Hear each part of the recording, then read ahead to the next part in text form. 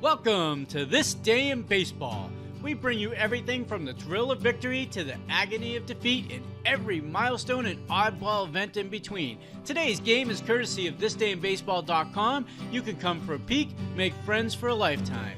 Before, after, and during the game, check out the links below the video and visit the player pages, parks, and teams as you listen to this blast from the past. You can catch us on every social media platform, and I want to do a special thanks to MLB Classic Radio Archives for this broadcast. Now, let's play ball. Second game is about ready to get underway. It will be Ray Jackson pitching for the Cardinals, a right-hander with 2 wins over the Mets, against Bob Duliba, who is looking for his first Major League win. He has lost none. Let's take a look at the starting lineup for the second game. For the Cardinals, they have changed their lineup considerably. It'll be leading off and playing second base, then Bill White batting second at first base. Batting third in center field, Kurt Black. Fourth batter will be Sam Musial, who was a pinch hitter in the first game. He got a base hit. He'll be playing in left field. Batting fifth and catching, Carl Sawatsky. Batting in the sixth position in right field, Charlie James. Batting seventh, playing third base, Ken Boyer. Batting eighth at shortstop, Julio Gurriel. The mound for the St. Louis Cardinals, a right-hander, Ray Jackson. For the Mets, it will be Richie Ashburn leading off, playing center field. Batting second, playing second base, Kanehl. Batting in third position at third base, Felix Mantilla. Batting fourth, playing left field, Gene Woodley. Batting fifth at first base, Miles Thornberry. Batting sixth, playing right field, Jim Hickman. Batting in the seventh position and catching the second game. Coleman. He was the only run to score in the game. And batting in the eighth position, the shortstop, Charlie Neal. Charlie had to come into action in the first game when Elias McCone hurt his right knee. Batting in the ninth position and pitching for the Mets, Bob Moorhead. So that's the story on the starting lineups for the second game. Still some twilight in the air. The temperature is just about perfect for baseball.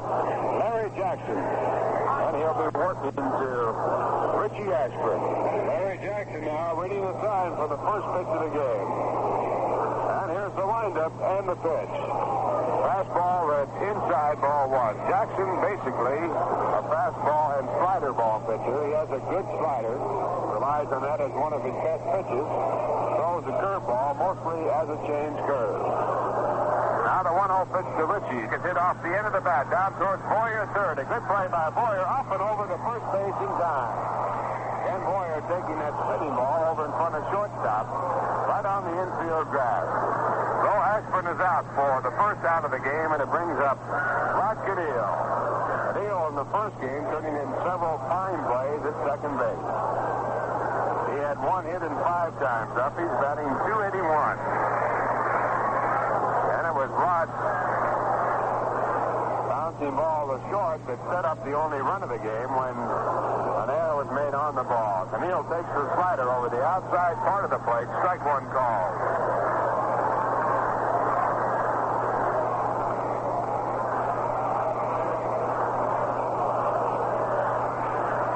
Now the right-hander from Boise, Idaho into the windup and back to the plate. A slider again, this time at the knees, strike 2. Jackson, 6'2", 190 pounds.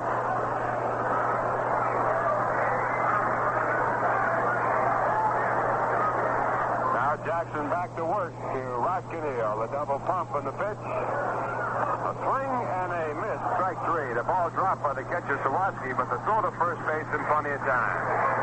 Larry Jackson picking up his first strikeout, and that brings up Felix Mantilla. Playing third base, batting .279, home runs, 38 runs batted in.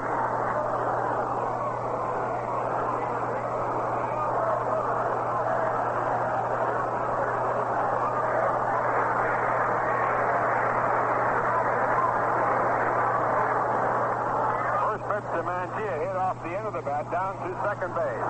Up with the ball, Javier to first base in time, and that does it. 4-3, 3 up, 3 down, no score. Now here's one of your favorite vocalists with a bright new. Moving out to the bottom half of the first inning with the Cardinals batting for the first time. No score in the game. Bob Moorhead taking his warm-up pitches on the mound. First game won by the Mets, 1-0. And they stand at 5 losses and 3 wins with the St. Louis Cardinals now in the season. And Moorhead, completing his warm-up pitches, will pitch to Julian Javier as his first man, followed by Bill White and then Kurt Flood. Javier batting .258, 4 home runs, 28 runs batted in. Javier, a right-handed batter against the right-hander, Moorhead, and the windup, and Moorhead's first pitch. It's a slider over at the knee, strike one call. Bob Moorhead. No record in the major leagues. Last year at Jersey City, he won 5 and lost 6. No score in the game. The Cardinals batting in their half of the first. And the one-strike pitch to Javier popped up into shallow right field. Kanehl going back, but coming on now, Hickman. Kanehl calls and makes the catch. So Moorhead gets his first man here against the Cardinals. It brings up Bill White. Moorhead's last time out was July 22nd against Cincinnati, and he was not the pitcher of record in a game won by the Reds 4-3. Bob worked 6 innings in that one and gave up 3 runs on 5 hits, including a 2-run home run to Pinson. That one was unearned, incidentally. In his last 13 1/3 innings, he has struck out 12 while walking only 1. And his first pitch to Bill White on the outside corner, strike 1. White batting .297, 15 home runs and 67 runs batted in. Pitch back to White, bounce right back to the mound. A comebacker, one hopper, the throw to first base out number 2. That'll bring up Kurt Flood. Kurt playing in center field, batting .296. He has 8 home runs and 44 runs batted in. A windup by Bob and the pitch to Flood, a right-handed batter. Outside, ball 1.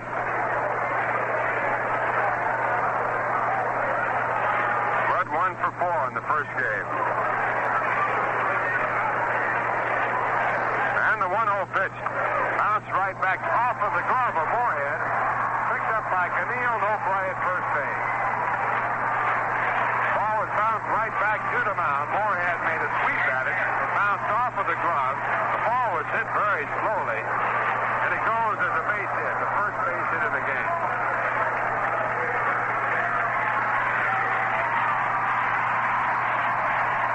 And that brings up the league's leading hitter, the Major League's leading batter, Sam Musial, who holds all the records that you can name.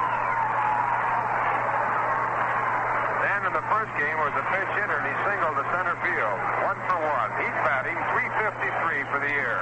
14 home runs and 51 runs batted in. A throw to first base chases Flood back.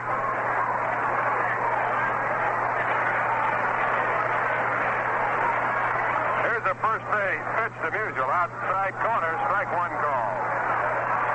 Dan will be honored at the Polo Grounds on Friday night, August 17th. Members of the Musial Night Committee are Toots Shore, Fred Cochran, director of the International Golf Association, and Stan's business manager, and Horace McMahon, star of the television series Naked City. Oh, big night, August 17th at the Polo Grounds, Stan Musial Night. There's a throw to first base again Flood back.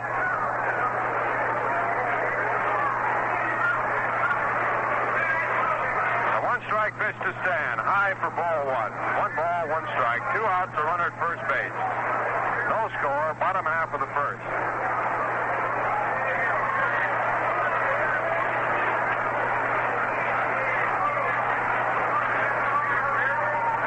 After Stan Musial night, a week later, it'll be Gil Hodges night. Again, a throw to first. Flood's a fast man. They're trying to hold him close.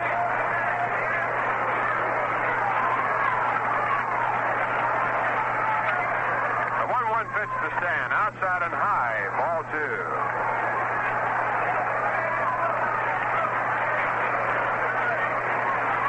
Has stolen 6 bases, been thrown out once this year.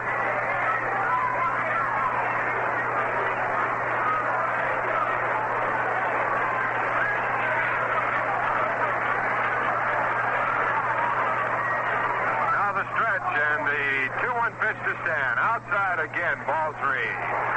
So So the count now stands favored. 3 balls and 1 strike with 2 outs. On deck batter is Carl Sawatsky.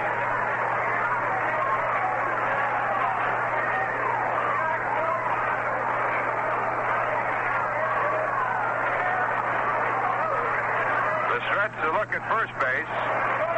Flood goes, and the pitch is high for ball 4. So Flood gets second base free, and Stan gets his first walk of the game. That puts runners at first and second with 2 outs. Brings up Carl Sawatsky, batting from the left-hand side. Carl hitting .274, 8 home runs, and 33 runs batted in.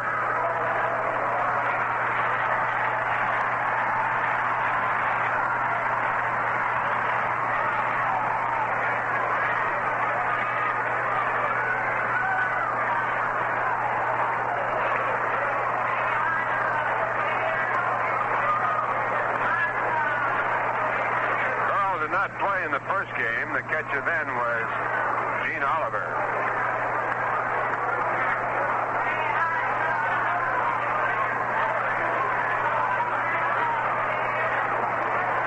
And the first pitch to Carl, line to center field. Ashburn coming on, drops the ball. Scoring from second base, Kurt Flood. Musial going to third base, holds there. Now the Cardinals have the first run of the day. It's 1-0 their favor. Scored an error of Richie Ashburn.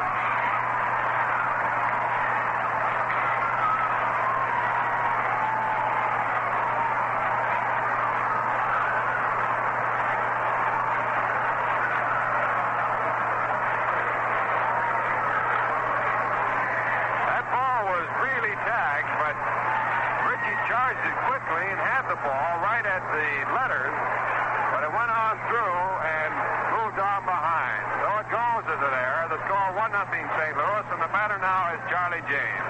He takes the curve on the outside corner, strike 1.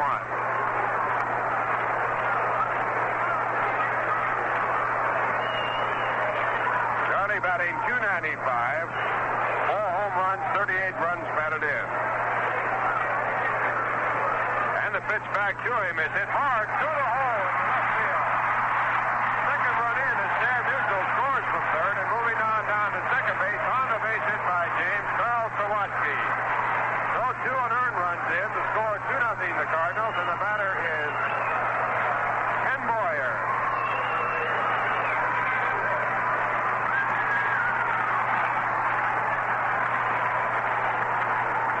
Well, Charlie James in the first game had 2 hits and 4 times up, so he is now 3 for 5. Here's Ken Boyer. Ken 1 for 4, a double off the left field wall.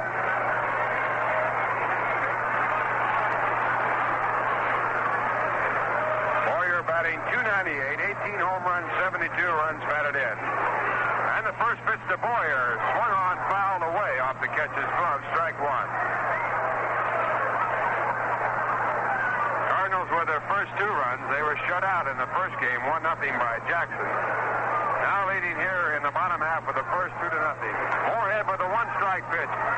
Popped off the handle into the third base area. Coming on is Mantilla. A lot of room, a lot of time. He does it. And that ends the inning.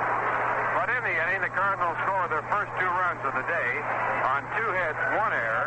The 2 runs were unearned. And 2 men were left on. And the score at the end of 1 inning of play. The St. Louis Cardinals 2, the New York Mets 1. Top of the Cardinals. And Larry Jackson pitching to Gene Woodling. Gene batting .239. And the first pitch to the left-handed batters mounts down to second. A 2-hopper taken by Javier. And Woodling's out for the first out here in the second. That'll bring up Marv Throneberry. Marv, a left-handed batter with a .249 average. 5 home runs, 20 runs batted in. He had 1 hit and 3 times up in the first game. Won by the Mets, 1-0. Jackson the winner. Beating one of the toughest pitchers in baseball, Bob Gibson. There's the first pitch to Marv. It's a strike call. On deck batter, Jim Hickman.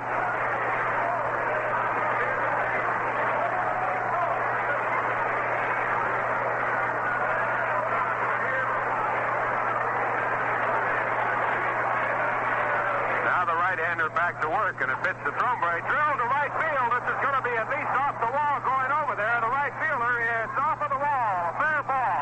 Throneberry now going to second. Will try for third. Here comes the throw-in from Johnny James, and Throneberry has a stand-up triple. Throneberry taking one down the right field line, hitting on the wall 310 feet away, about a foot away from the foul ball, with a stand-up triple with one out here in the top of the second. Score 2-0 in favor of the Cardinals, and the batter now, Jim Hickman. That is the first hit of the game off of Larry Jackson.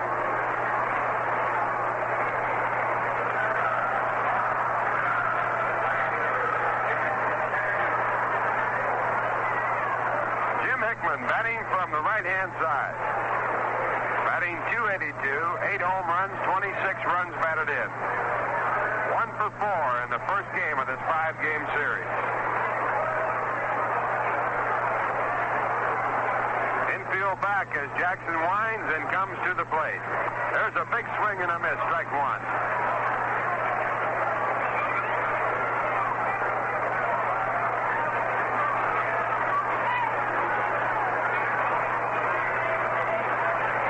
Taking time between each pitch, leans over with both hands on each knee.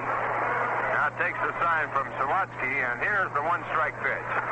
Fouled away, strike two. Bouncing foul moving over towards the home dugout. Cardinals located on the third base side. The Mets have a big dugout on the first base side. Years ago, the dugout on the first base side about the size of a garage. But they have remodeled the ballpark here considerably, and it's really improved from the old days.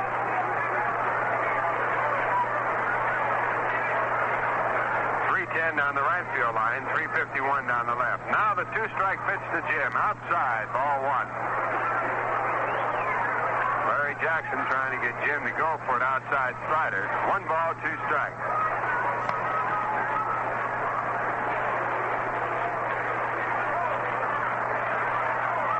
Jackson back with a 1-2 pitch, and again outside for ball 2. 2 balls and 2 strikes. Raleigh Hemus, the third base coach, yelling encouragement to Jim to pick up the run.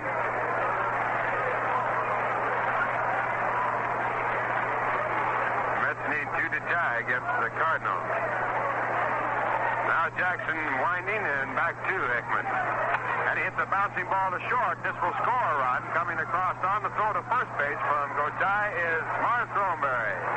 And the game, as the Cardinals pick up the second out in the inning, goes 2-1 in the Cardinals' favor. Mets scoring the first run of the game.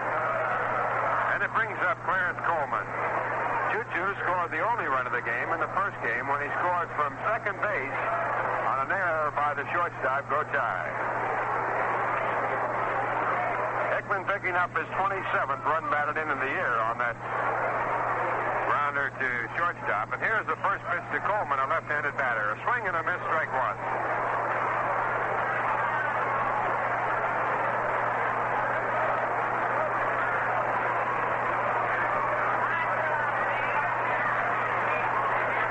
Coleman batting .167.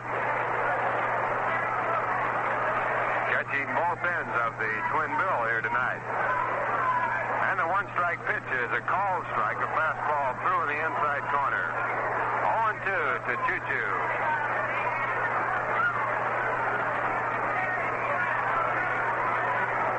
Charlie Neal in the on-deck circle. He's playing it short tonight. He was forced into action when Chacon twisted the knee.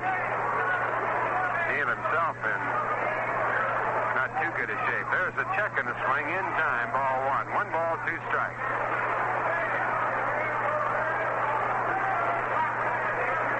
Beautiful night for baseball. Incidentally, last night was the coolest night ever on record for a July night here in St. Louis. 1-2 pitch to Choo-Choo. Line to right field. Coming on strong to right fielder Johnny James. He can't get to it. He fell down. The ball is off of the wall. Coleman now going to try for 3. Here comes the throw. It's going all the way through, but Coleman slides in safely. A 3-base hit for Choo-Choo Coleman. Johnny Neal in right that ball and catch it at his shoestring, but the ball dropped too far in front of him, and it was hit so well that it shot on by and was off of the wall in right field. So a three-base hit for Charlie Neal, the second in this inning for the Mets, and it brings up Charlie Neal. Three-base hit for 2-2 Coleman. And the Mets with a runner at third base and 2 outs.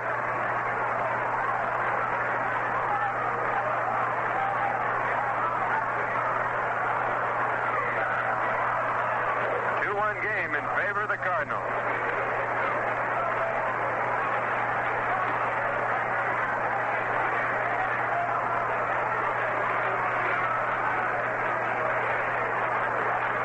Now Charlie Neal with a 2.48 average. And the first pitch.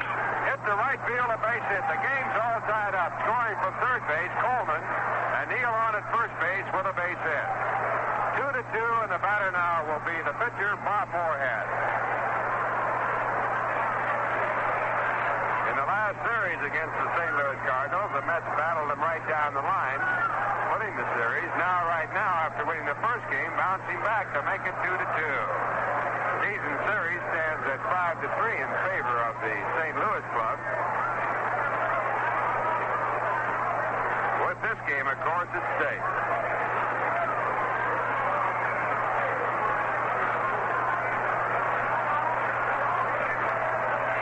The first pitch to Moorhead, outside ball 1.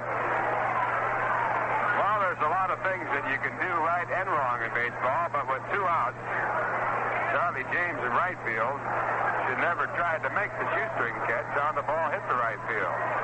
That is, if you look back right now.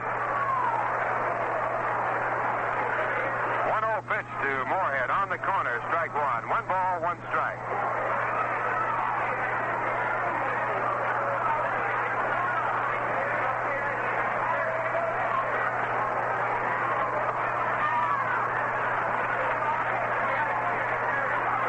Jackson back into the stretch position and back to the plate. Outside with a slider, ball 2. 2 balls and 1 strike. Mets with 2 in to tie it up with the St. Louis Cardinals. Top of the second inning.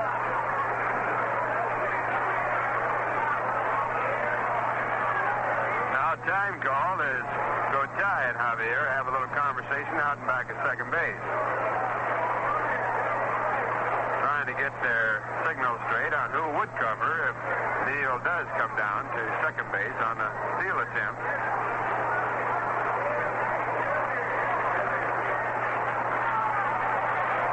And here is Jackson back to work, and it's a fastball. It's low for ball 3. 3 balls and 1 strike. The on-deck batter, Richie Ashburn.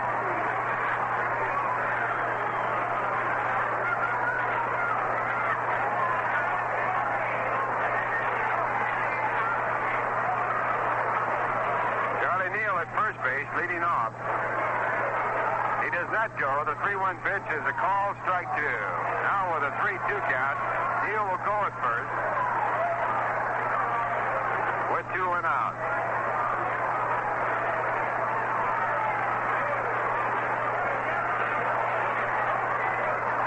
Here's the stretch.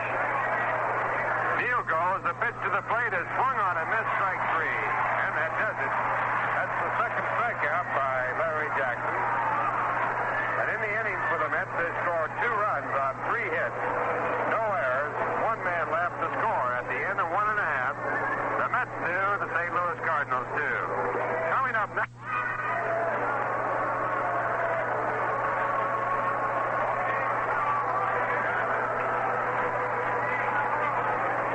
Moving along to the bottom half of the second inning. Cardinals out in front with 2 runs in the bottom half of the first, but the Mets put it back in the bat when they scored 2 runs in the top of the second. It's a 2-2 game. And we're all set to go as Julio Gotay leads off for the St. Louis Cardinals against Bob Moorhead. Bob, through 1 inning, has given up 2 runs, allowed 2 hits, but both the runs scored off him unearned. Gotay batting for the first time, batting .260. 1 home run, 21 runs batted in. Gotay, Larry Jackson, and Julian Javier. The first pitch Bouchee drilled to right center field. Ashburn coming over, slides, makes a catch. A great catch by Richie Ashburn in right center field.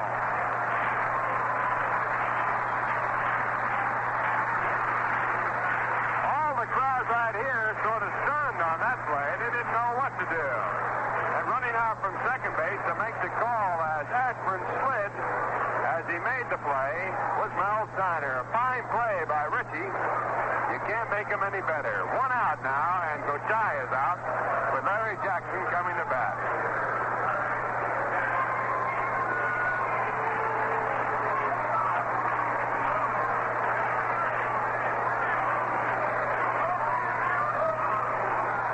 Larry Jackson hitting .218, bats from the right-hand side. He has driven in 4 runs, no home runs. And the first pitch is a slider over, strike one call.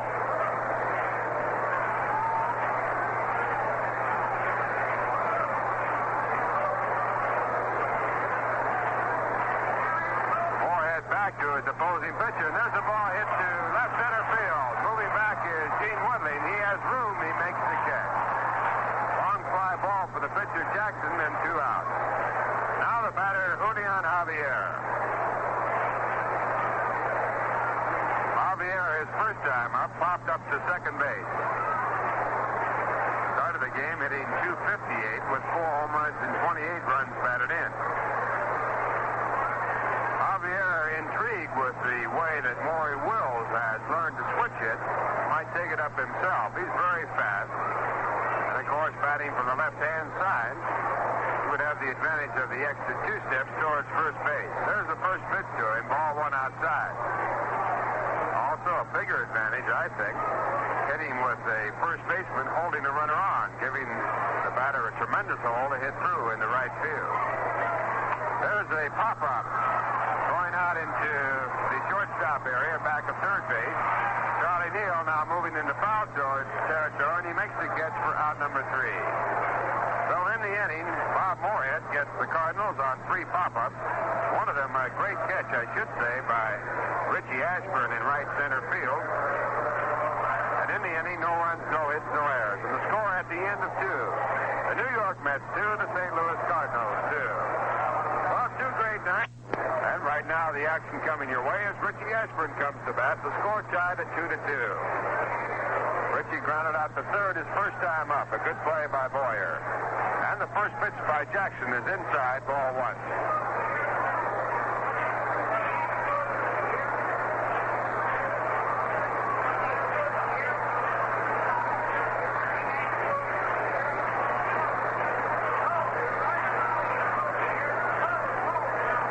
Back to Richie, inside again, ball 2. 2 balls, no strikes. Richie batting .296 for the year. 6 home runs, 23 runs batted in.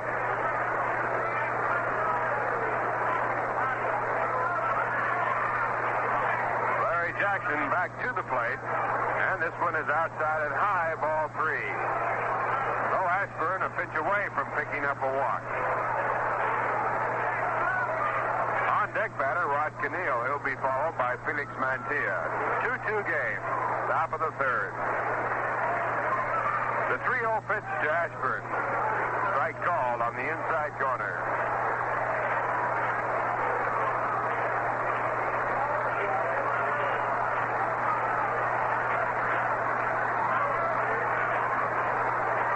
Jackson taking his sign from the bent-over position. Goes to work on the 3-1 pitch. And this one is inside for ball 4. And as Richie goes down to first base, we'll take this opportunity to pause for station identification. This is WGY Schenectady 810 on your dial, where the time is now 2 minutes past 10 o'clock. The temperature is 67 degrees. Ralph Kiner along with Bob Murphy and Lindsey Nelson from Busch Stadium in St. Louis. 2-2 game, but the Mets with a runner at first base. And no one out. And the batter, Rod Kanehl. Rod batting .281. And the right-hander sets for the first pitch. He takes it a strike call. Rod struck out his first time up. 1 of 2 struck out by Larry Jackson.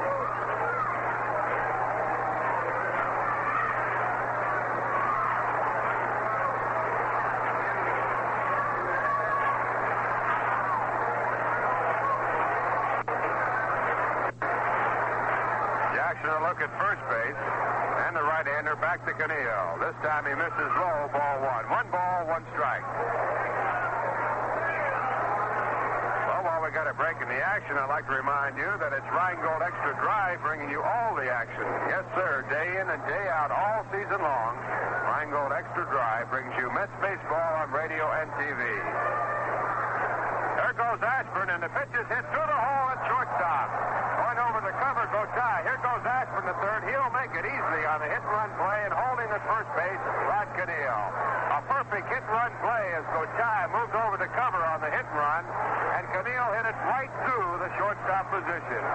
And the Mets now with no one out and runners at first and third, and Felix Mantilla the batter.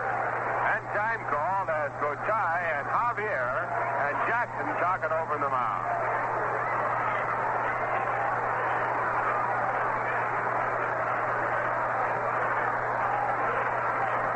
You can't play it any better than that.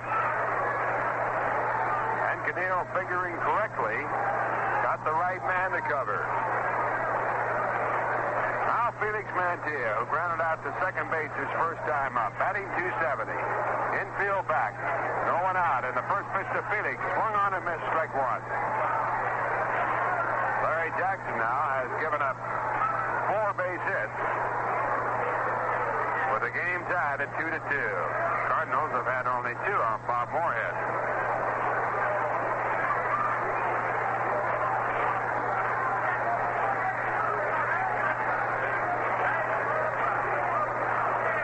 One strike pitch outside, ball 1. Jackson missing just off the outside corner. Mantilla now looking down at Solly Hickman. Solly coaching at third base. Former manager of the St. Louis Cardinals.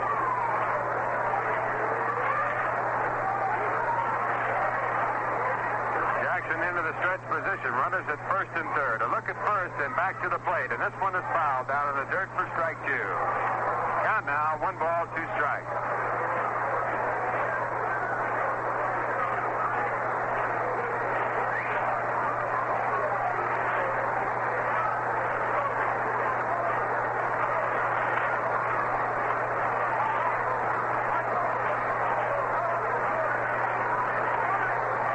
Jackson taking all the time in the world to read his signs from Carl Sawatsky. Now takes one.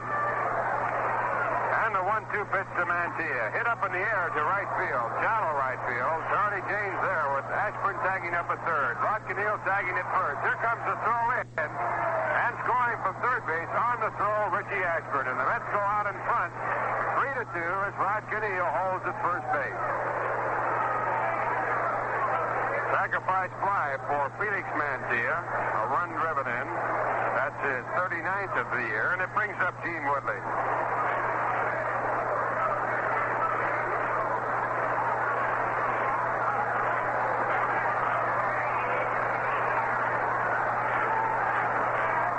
Gene bounced down to second base his first time up, 0 for 1, 239 average.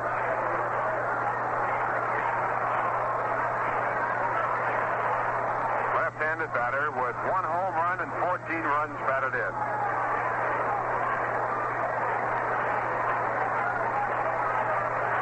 Mets leading now, 3-2, top of the third.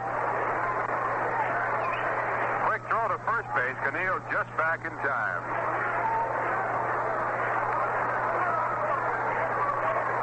Kanehl goes. The pitch is hit on the ground. In the hole, through to right field. Here goes Kanehl to third. He'll make it easily, and Woodley holds at first base with a base hit. So the Mets again with runners at first and third. They lead 3-2. 1 out, and Morris Throneberry the batter. Hit and run play being used perfectly by the Mets here in this inning. The first one setting up the first run as Kanehl singled right through the shortstop position to move Ashburn all the way over to third, where he could score on the sacrifice fly by Felix Mantilla.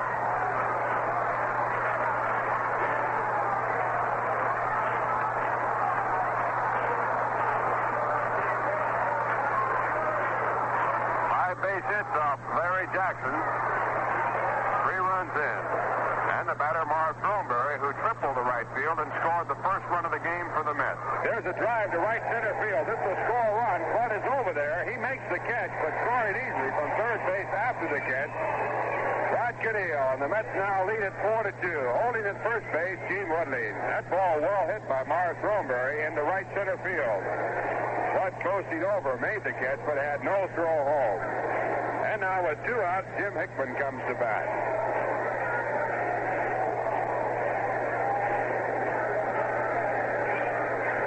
That run batted in for Marv, his 21st of the year.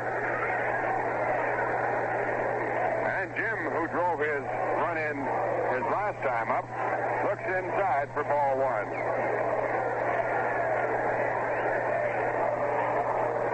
Hickman grounded out to shortstop. Ty flying back had to go to first base to get Jim. And on the play, scoring from third base, Marv Thornberry. Hickman hits a hard smash down to Boyer, a 2-hopper. He takes the option at second base to retire the side. 5-4 to pick up Woodley on the fourth play. But in the inning, the Mets go out in front by scoring 2 runs, set up by 2 hit-and-run plays. There were 2 base hits. No errors, 1 man left. And the score at the end of 2.5 innings of play. The Mets 4, the St. Louis Cardinals 2. Leading off for the Cardinals in the bottom of the third. 4-2 in favor of the Mets. Moorhead back high with a changeup, ball 2. Bill White grounded out to the pitcher his first time up. Came on at 297.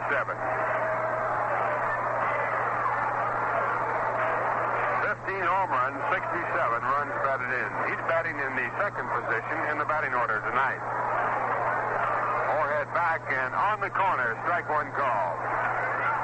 In the National League, Milwaukee 4, Cincinnati nothing at the end of 2.5. The Reds with a 9-game winning streak going.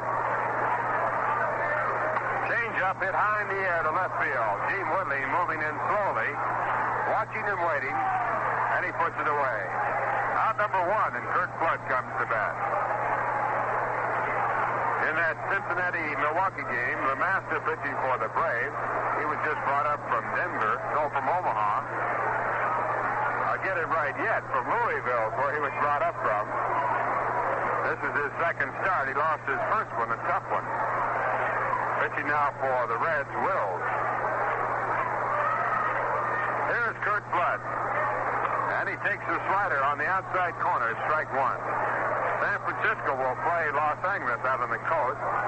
That game will start at 11 o'clock New York time. Now the windup and the pitch to Flood. Hit deep to left center field. Going back Ashburn. He's not going to get to it. It's going up against the wall, bouncing off of the wall. Coming over now, Gene Woodley. Flood going to third base. Rounding now and held there as Johnny Keene holds him up. And the throw coming in from Woodley to Charlie Neal. The cutoff position was dropped. No run saved so far. 1 on at third base for the triple. 1 out of the batter, Sam Musial.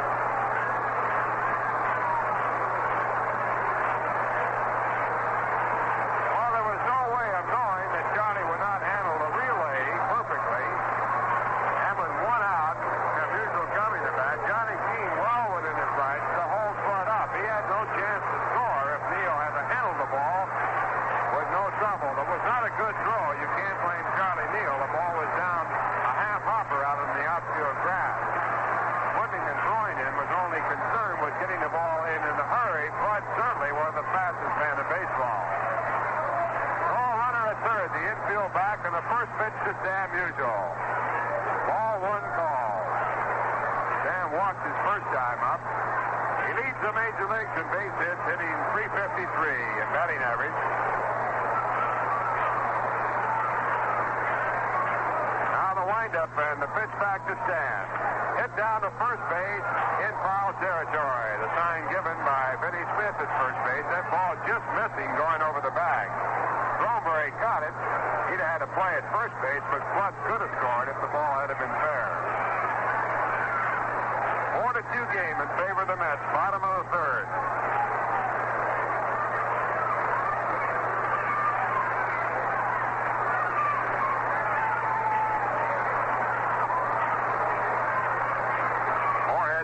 off the first time from Coleman. Now into the windup, and the 1-1 pitch to Musial. Bounce foul again. This time stand out in front of a knuckleball. 1 ball, 2 strikes.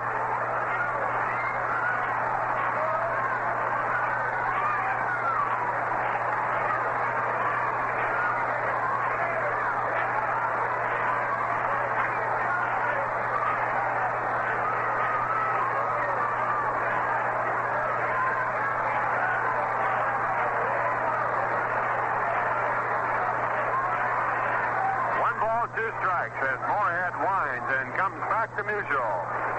This one bounces short. It'll score a run. Neal up with it. The long throw to first base in time. A good play by Charlie Neal. But scoring on the fine play from third base, Kurt Flood. The score of the game now 4-3 as the Cardinals pick up 1. Mets lead it, and the batter now Carl Sawatsky. And that run batted in by Stan is 52nd this year. Here's the final, Minnesota 2, Cleveland 1. Pasquale pitching a 6-hitter to win it. The losing pitcher was Perry. He also pitched a 6-hitter. But a home run by Allison in the top of the 9th inning won it for the Twins.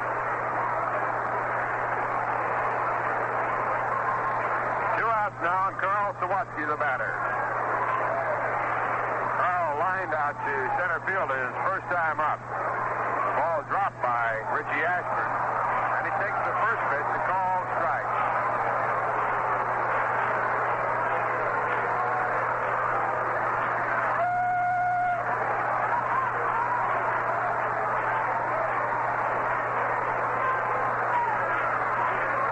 Charlie Neal showed a fine arm and a good play at shortstop on that last play on Stan.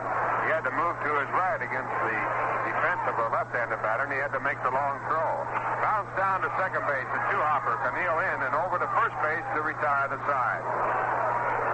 In the inning for the Cardinals, 1 run on 1 hit. A triple by Kurt Flood, driven in on Sam Musial's ground ball to short. There were no errors and no one left. And the score now at the end of 3 innings of play. The Mets 4, the St. Louis Cardinals 3. Well, now as he moves to the top of the 4th inning, once again, here's Bob Murphy. Thank you very much, Ralph. The New York Mets have Clarence Choo-Choo Coleman coming up to lead off against right-hander Larry Jackson in the top of the 4th inning.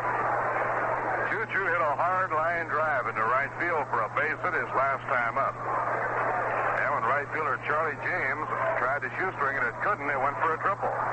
This time he tries to run and drag a run and misses strike 1. Game at Baltimore, the Kansas City A's pushed over a run in the top of the 10th inning. They now lead the Orioles 2-1. Birds hitting last half of the 10th. The Yankees are hitting in the last of the 10th inning in New York with a chance to win it. That game tied, White Sox 3 and the Yankees 3. Here's the windup pitch to Choo-Choo, and it's off the outside corner. 1 ball, 1 strike.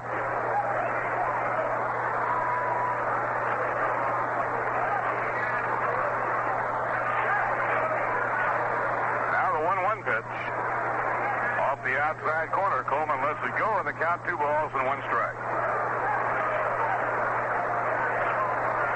Those of you joining us late, the Mets snapped their losing streak by winning the opener 1-0 as Al Jackson hurled his 3rd shutout of the year, investing Bob Gibson. Ball 3 outside, and now Larry Jackson is behind on Coleman, 3-1.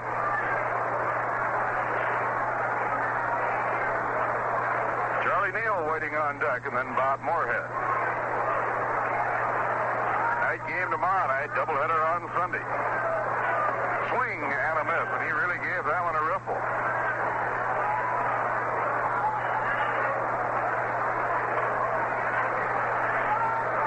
Stan Landis has to move out now and dust off the plate after that hard swing by Choo-Choo Coleman. He wound up standing on the plate.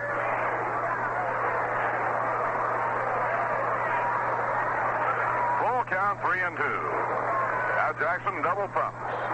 Down comes the right arm, and it's foul back into the screen. No play. Weatherman forecasting possible showers for later this evening. Today was a beautiful day here in St. Louis. Usually, when they talk about baseball in St. Louis in July and August, August, they talk about sizzling hot weather. And usually that talk is true, but this time the Mets had the good fortune to arrive in St. Louis under ideal weather conditions. 3-2 delivery. Ground ball hit down the first baseline. Bill White grabs the hop. He'll make the play himself, retiring Coleman, one down. One away now in the fourth inning, and up to hit will be Charlie Neal. Charlie was pressed into action when Elio Chacon wrenched the knee in the first game. And he came up with a great play in the ninth inning to help protect that 1-0 lead.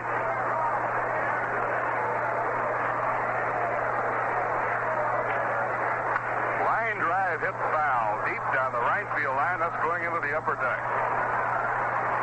Charlie singled to right field, driving in New York's second run of the game in the second inning. Mets lead 4-3.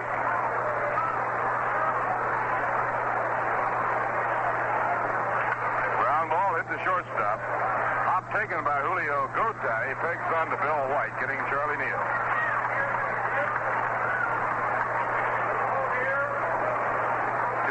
Nobody on now in the top of the fourth inning. Batting for the second time will be the pitcher of the New York Mets, right-hander Bob Moorhead. Rheingold Extra Dry, happy to be sending you the play-by-play account from St. Louis.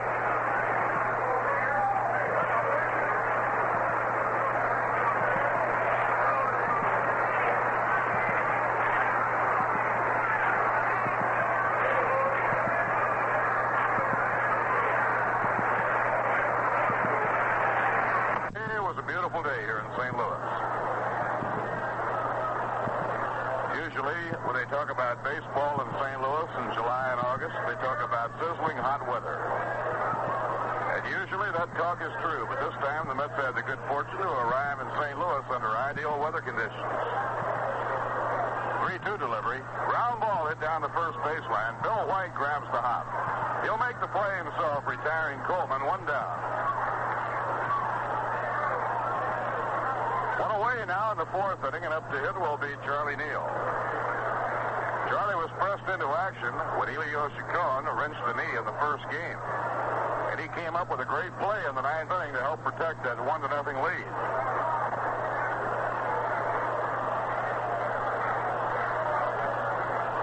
Line drive hit foul deep down the right field line. That's going into the upper deck. Charlie singled to right field, driving in New York's second run of the game in the second inning.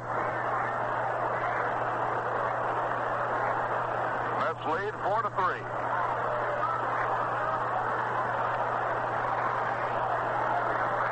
Ground ball hit the shortstop. Hop taken by Julio Gotay. He pegs on to Bill White, getting Charlie Neal.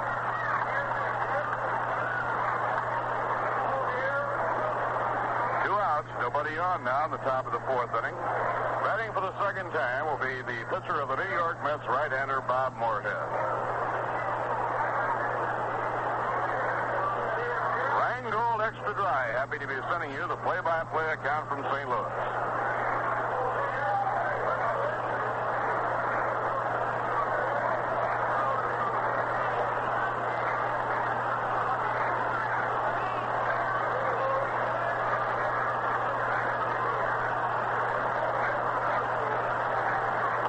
Swing and a miss, strike one.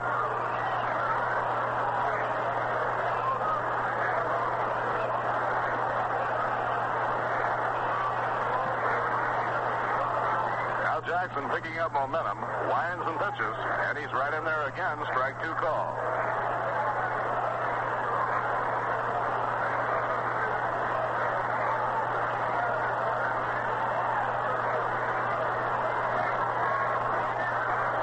Two-strike pitch to Moorhead. He holds up, and it was a slow curve that's in and over for a called third strike. So Jackson gets Bob Moorhead on three pitches. His third strikeout in 4 innings. Side out in the top of the fourth. No runs, no hits, no errors, none left on.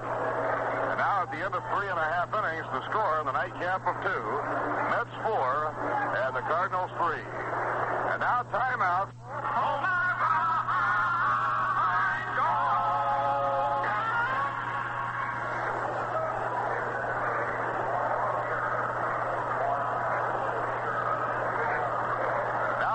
of the fourth inning, the St. Louis Cardinals will have their right fielder, Charlie James, facing Bob Moorhead.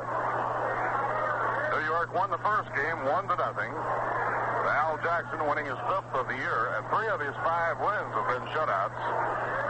Earlier this year, you'll recall, down in Houston, he pitched a brilliant one-hit shutout. The only hit he gave up was a single, and that was in the first inning with 1 man down. He then went on to pitch no-hit ball for 8 2/3 innings. Fast slider on the outside corner, a call strike to Charlie James. James lined a single to left field his first time up.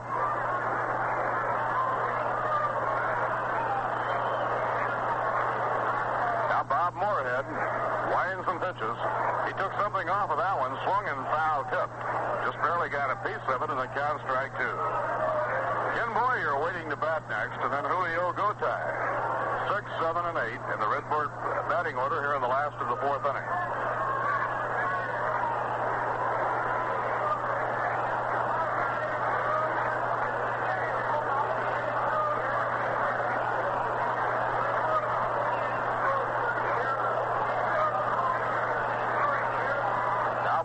His windup. In comes his pitch, and it's a fly ball at the short center field. Out goes Rod Kanehl. Rod is there, and he makes the catch for the out. Ball hit right off the end of the bat. Now, before Ken Boyer steps in to hit, we'll step out for station identification. This is WGY Schenectady 810 on your radio dial, where the time now is 28 minutes before 11 o'clock.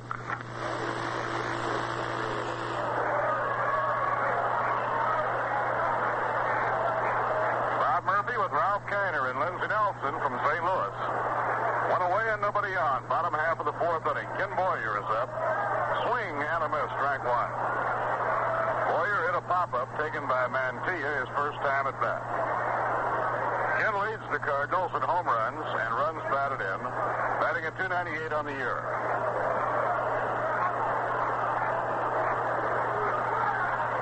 Outside and low, 1 ball, 1 strike.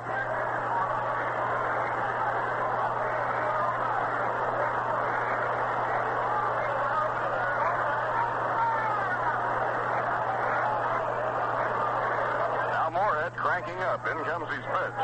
Slider off the outside corner. 2 balls and a strike. They're in the last of the 11th in New York now. White Sox and Yankees tied 3-3. Buddy Daly pitching for New York. Turk Lown for the White Sox. New York has had 3 pitchers in the game. Chicago has had 4 in the game. Ball 3 outside. Moorhead behind on Boyer. 3-1.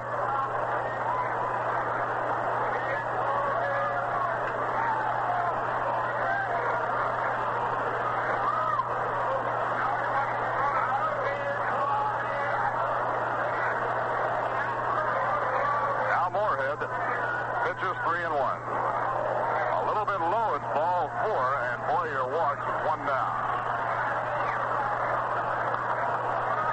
Well, Mickey Vernon's Washington Senators, that won a doubleheader from the Yankees last Sunday, are en route to another doubleheader victory. They beat the Red Sox 11-2 in the first game, and they lead Boston 8-0 after 5.5 in the second game. Right here, the batter is Julio Gotay with 1 out and 1 on. Mets leading by 1. 4-3. We're in the home fourth inning. Infield now looking for a double play. Kick of the leg, pitched by Moorhead. A bloop hit foul off the post to the right. Up into the crowd, and the count strike 1.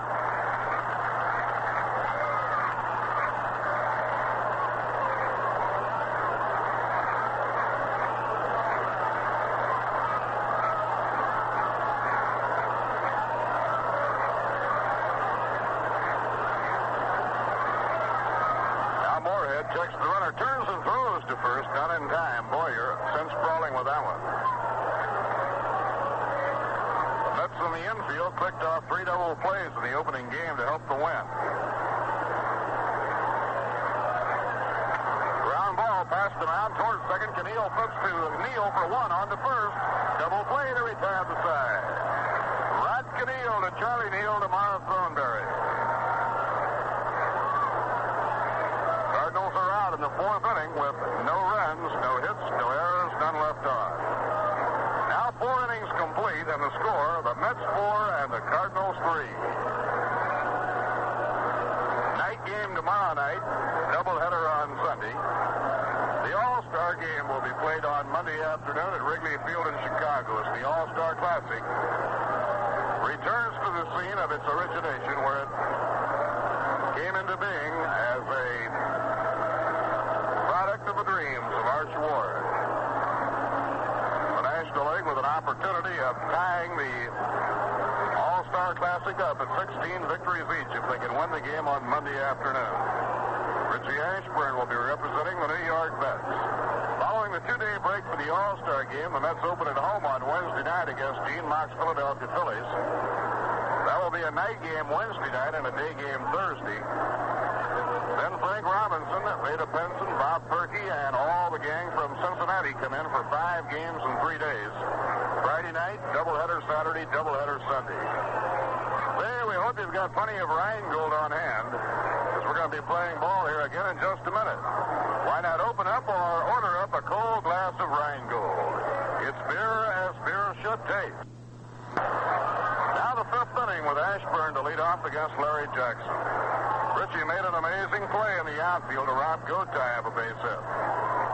Line drive hit hard to right center, a base hit. Hustling over goes Charlie James into right center. He's up with it, and Richie takes the turn with a single. That's base hit number 6, given up by Larry Jackson, and it brings up Rod Kanehl.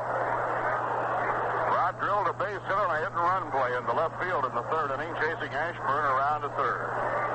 Beautiful hit-and-run play. They pulled it off just perfectly. Gotay broke to cover 2nd, and Kanehl hit the ball right back through his vacated position and into left field for a clean hit. Here's the pitch on the way. Fastball in there, strike 1 call.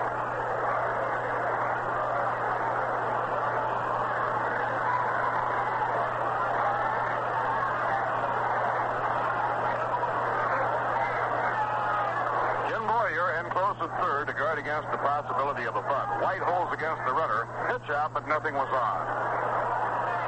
Carl Sawatsky, anticipating the Mets would have a play on, asked Larry Jackson to pitch out. Now the count is even at 1 ball, 1 strike on Rod Kanehl.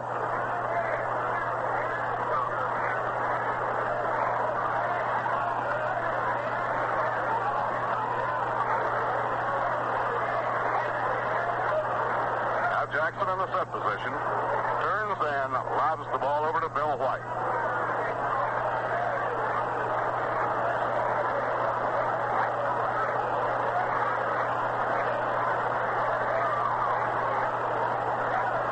Next pitch, a line drive, loop towards short left center. Out goes Gotay. Can't get it. It's a base hit. Ashburn is on his way to 3rd. Musial's peg comes into 2nd, and the Mets have runners on 1st and 3rd.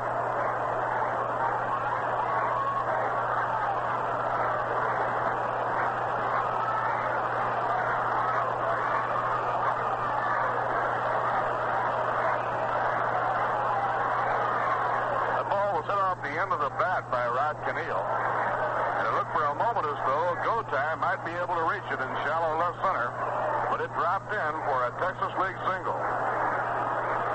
Now the Mets have runners on 1st and 3rd, nobody out. Kanehl getting his 2nd hit. Batter is Felix Mantilla.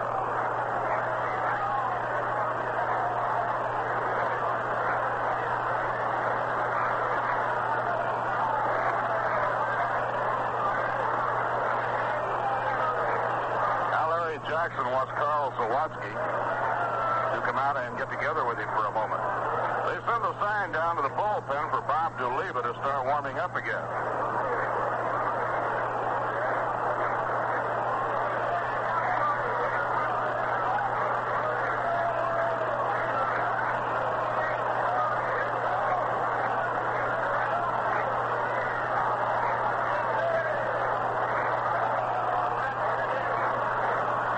Coming over to join in on the conference, and as that powwow breaks up, Javier, the second baseman, comes in. They want to be ready for anything here. Well, the Baltimore Orioles scored 2 runs in the last of the 10th inning to pull a game out of the fire and beat Kansas City 3-2. Wilhelm the winner, McDevitt the loser. Kansas City had tallied 1 of the 10th to go out in front.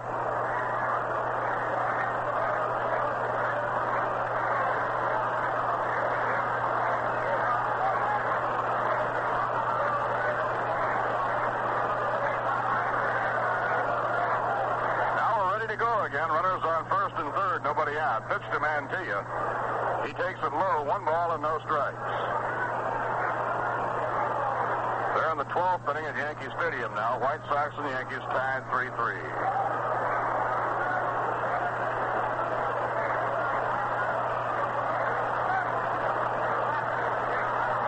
Cardinals have the infield halfway. The pitch by Larry Jackson, a swing and a miss by Felix. 1 ball and 1 strike.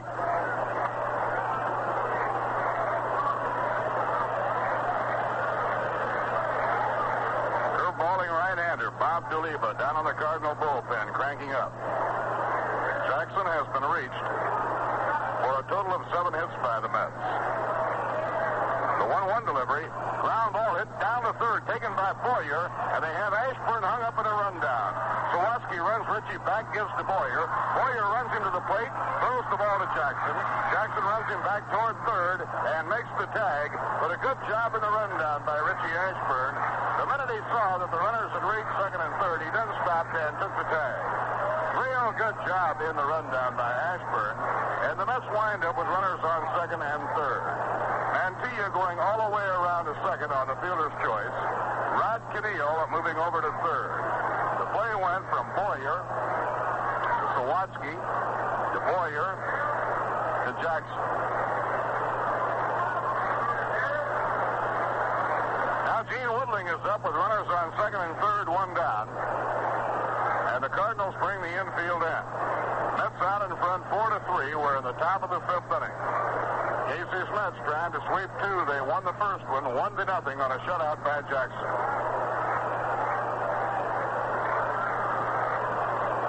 Larry Jackson winding. Down comes his pitch. Way inside. A good save by big Carl Sawatsky. He went sliding on his shin guards off to his right to get under that one.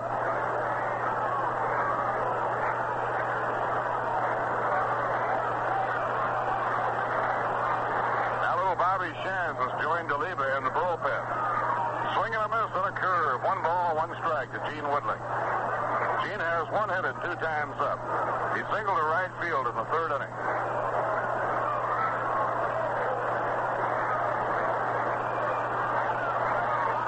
Rod Kanehl leading off third. Felix Mantilla off second. The infield is in. Taken off the knees. Ball 2, 2-1 now on Gene Woodling.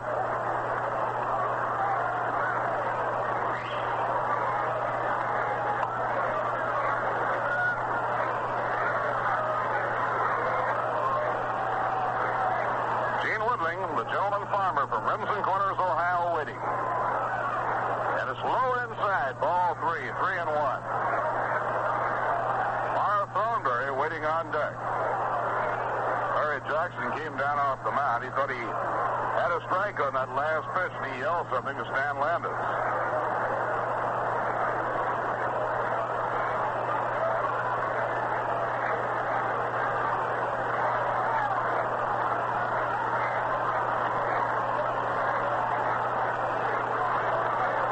A 3-1 pitch, a swing and a miss on a breaking ball, and the count now is full at 3-2.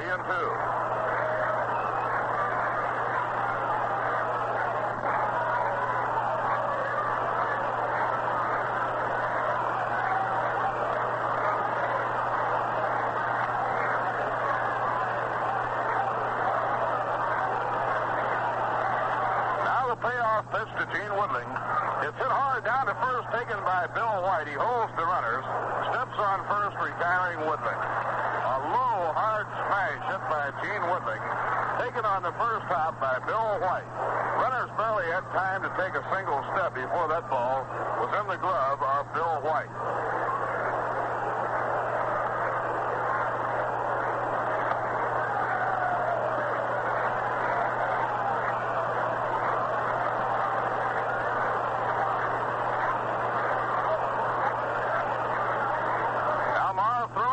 Steps in with runners on second and third. Now there are 2 men away. Thornberry will get the intentional walk. They want to pitch to the right-hand batter, Jim Hickman. And so Mara Thornberry is receiving the intentional pass. They'll concede him first base and give Larry Jackson, a right-hander, a right-hand hitter to face.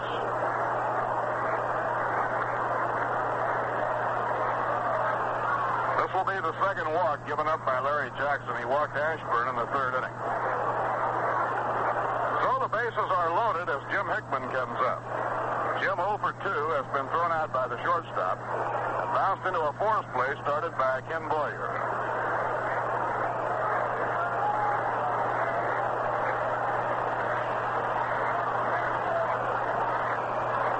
White Sox are out in the 12th without scoring.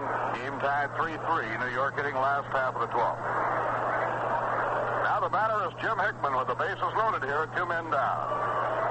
Larry Jackson winds and pitches a ground ball hit the shortstop. Big hop for Gotay, and he whips over to Javier for the force play that ends the inning. That's threatened but failed to score in their half of the 5th inning. No runs, 2 hits, no errors, 3 left on. So we've come halfway at the end of 4.5 innings to score. Mets 4 and the Cardinals 3. My beer is Rheingold, the dry beer.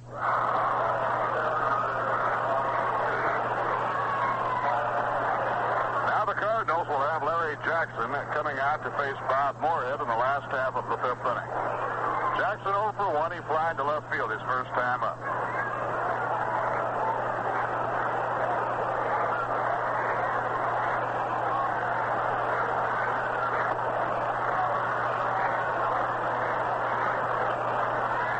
Larry, right-hand batter, takes the first pitch from Moorhead right in there for a called strike.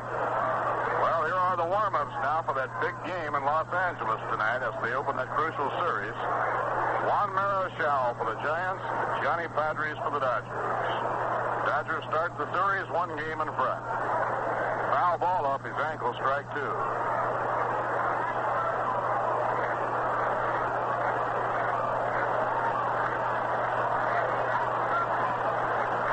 Dodgers will have Padres in the opener and Drysdale in the last game of the series.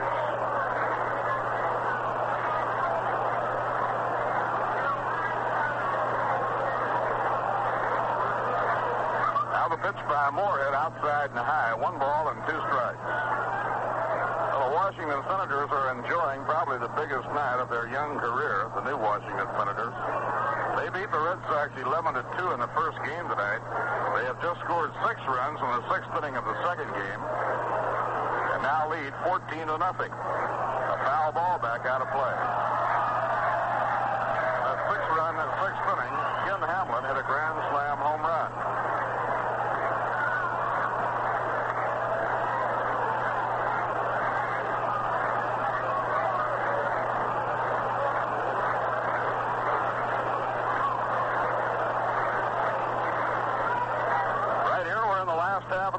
New York 4, St. Louis 3.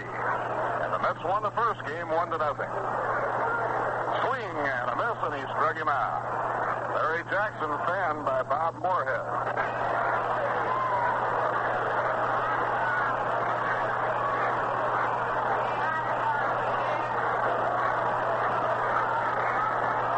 They've gone halfway in the second game in Philadelphia, and the Phillies lead Pittsburgh 1-0 at the end of 4.5. Philadelphia won the first game from Pittsburgh tonight by a score of 5-3 with Dallas Green besting Harvey Haddix. Moorhead's delivery, he tries to bunt. It's a foul ball off, no play. 1 ball, 1 strike.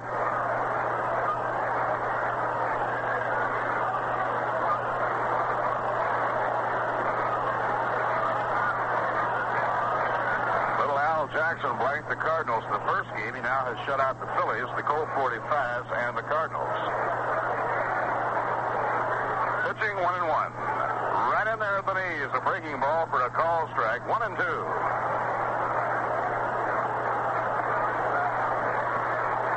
Let's have the infield just about straight away. Charlie Neal maybe a stride toward the hole at short. And the outfield straight away.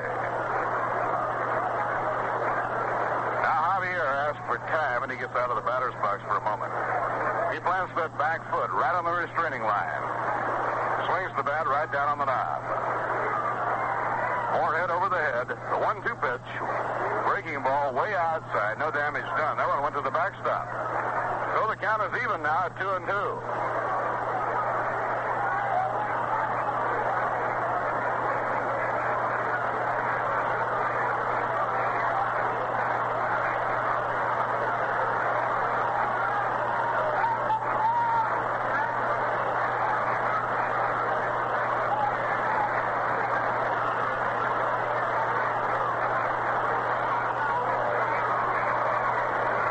count now, 2-2.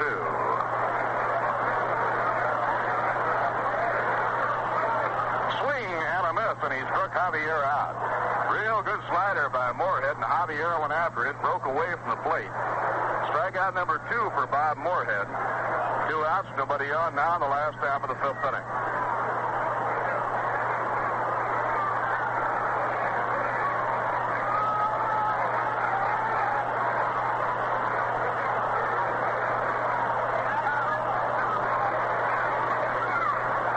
Nobody on. The batter now is Bill White, the first baseman. He holds up on his swing and nicks it foul, strike 1. White 2 for 2 in the game, an infield hit past the mound, and a triple to deep left center field.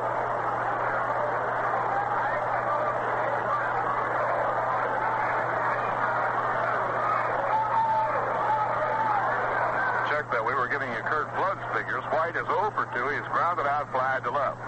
There's a line drive going into left field for a solid base hit. Gene Woodling running toward the line. White goes down at first, takes the turn, and holds up. He's had some troubles running because of a muscle pull. So that is the 4th hit for the St. Louis Cardinals off Bob Moorhead. And it brings up the center fielder, Kurt Flood. Flood 2 for 2, infield hit and a triple.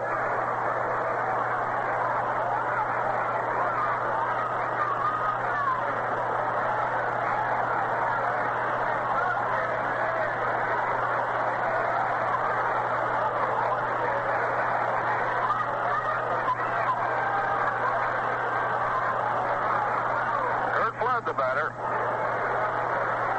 Cardinals now with a potential tying run on first base, 2 down, last half of the 5th inning. Down comes the pitch, and it's outside and low. It's all over in New York. The Yankees won it in the last of the 12th inning on a home run by Dale Long. Final score 4-3. Buddy Daly the winner, and Turk Lown the losing pitcher. Yankees 4-8-1, Chicago 3-5-0. Throw to first, not in time.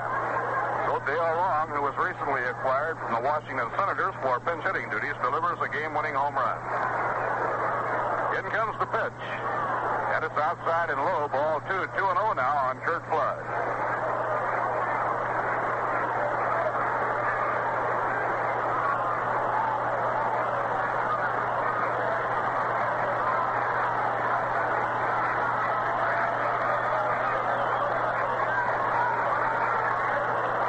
On Kurt Flood. Now Kurt checking with Johnny Keene, his manager, on the lines of third, to see if he has the green light to hit. Bill White on first, 2 men down. A throw to first, not in time. Jim Hickman, Charlie Neal, Felix Mantilla, and Miles Throneberry have driven into 4 runs for New York. A little bit high on a fastball, ball 3. So Bob Moorhead is getting on the verge of some very serious trouble here. Behind on Flood, 3-0. White on first, and Musial waiting on deck.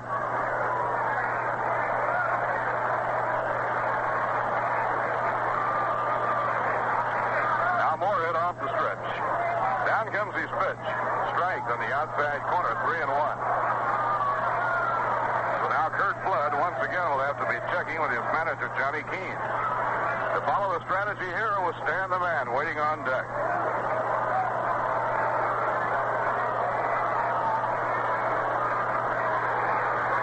Moorhead behind of the hitter, 3-1. Now Bill White edging off first. Down comes the pitch. Strike on the outside corner, a breaking ball. And the count is full now, 3-2. Taking all the way on the last 2 pitches, trying to get 2 men on for Stan Musial.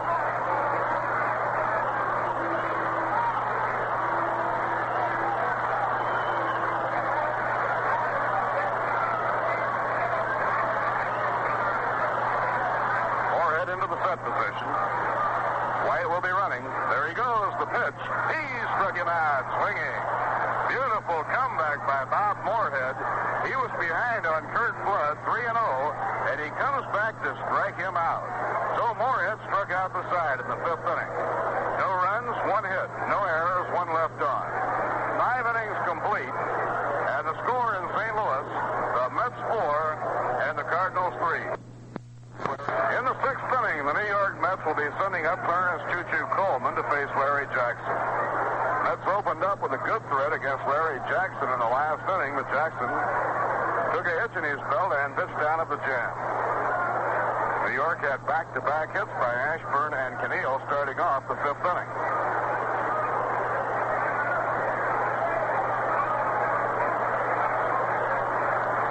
Choo-Choo hitting. He has a triple at 2 times up. A line drive right at the feet of the second baseman Javier, who catches the ball in the air.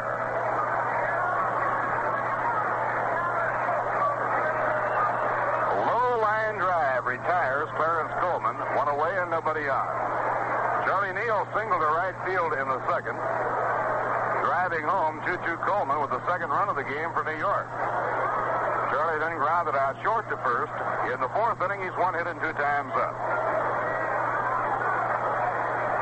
Ball one, it's outside and low. Neal has looked real good at shortstop.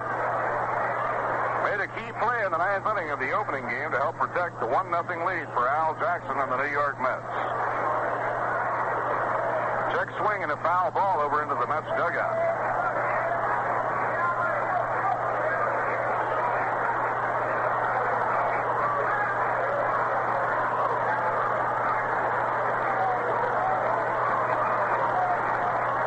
Count is even, 1-1 on Charlie Neal.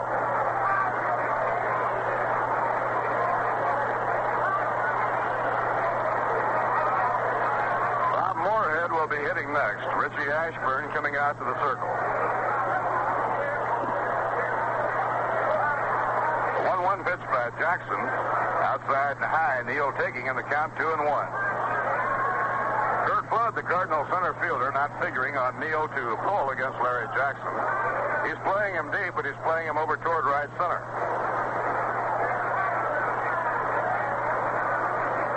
Now Sally Hemus and Cookie Lavagetta talking up on the coaching line.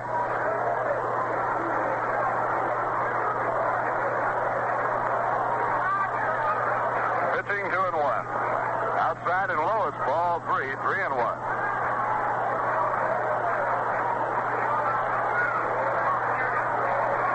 Charlie checking with Coach Sally Hemus.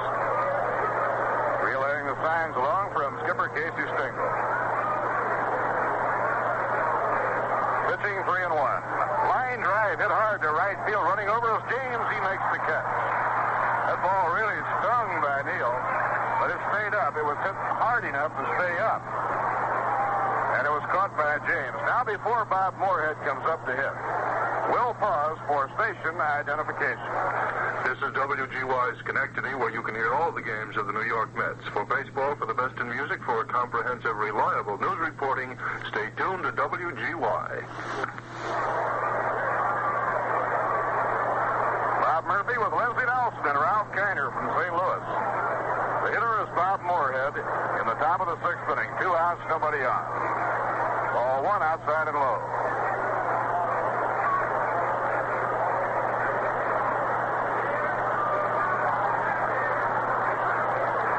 Jackson winds and pitches.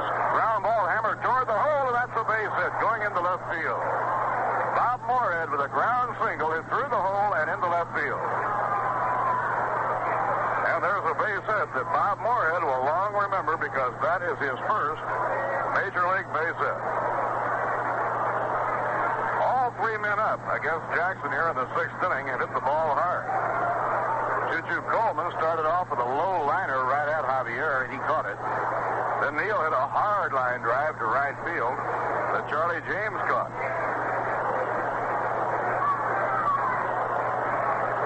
Richie Ashburn, 1 hit and 2 times up. He also has drawn a walk. Ball one. Richie hitting at 298.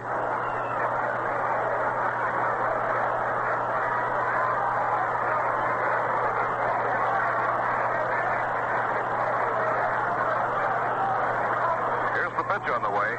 An off-speed breaking ball over for a call strike. 1 ball, 1 strike.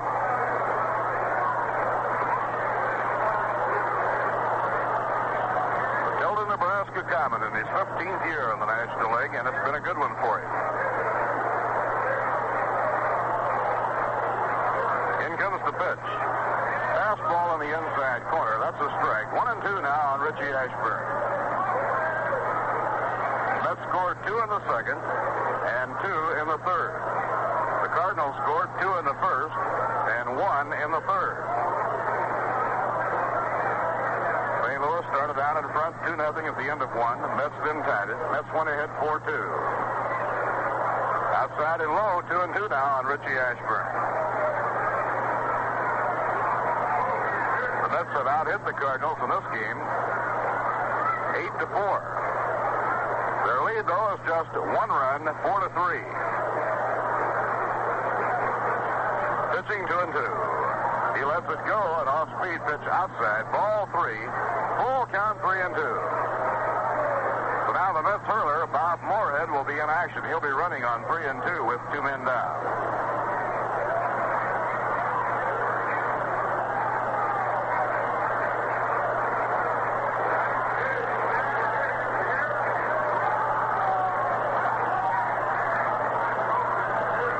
Full count 3-2.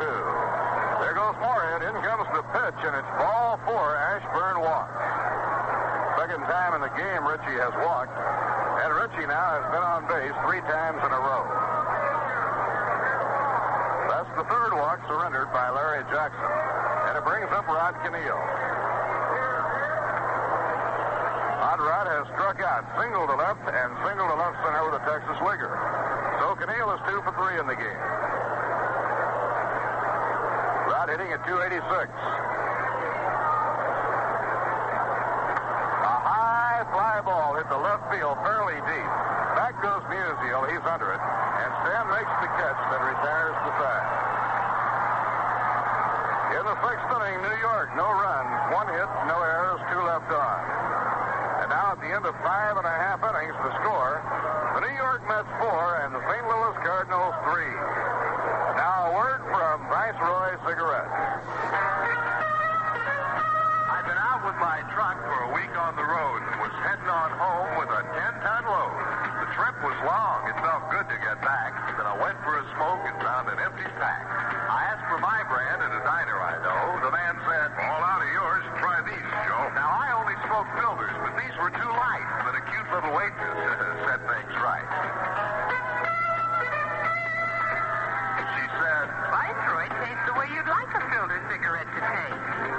Not too strong. "Not too light. Viceroy's got the taste that's right." That's right. That's right. That's right.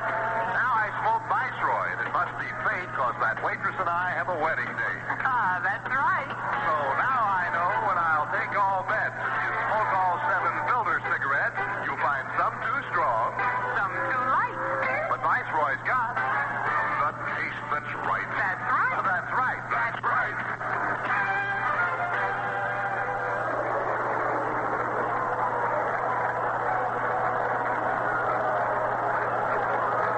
Now Stan Musial comes out to face Bob Moorhead in the last half of the 6th inning.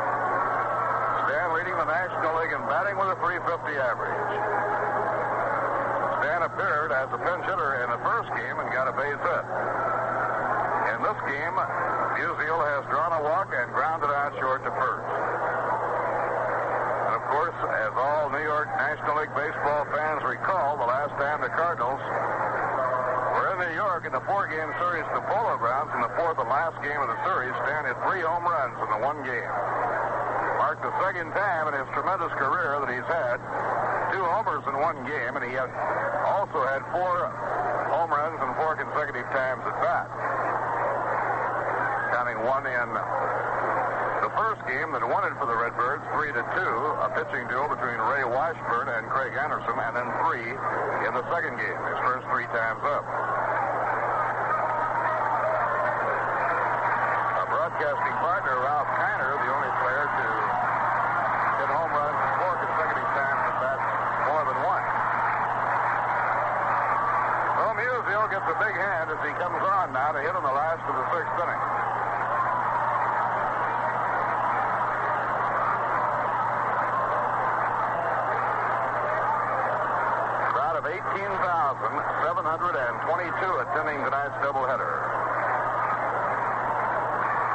weather has been beautiful. Musial being played around to right, and the pitch to Stan is inside and low, ball one. Musial, Sawatsky, and James, the men coming up for the Cardinals in the last half of the sixth inning.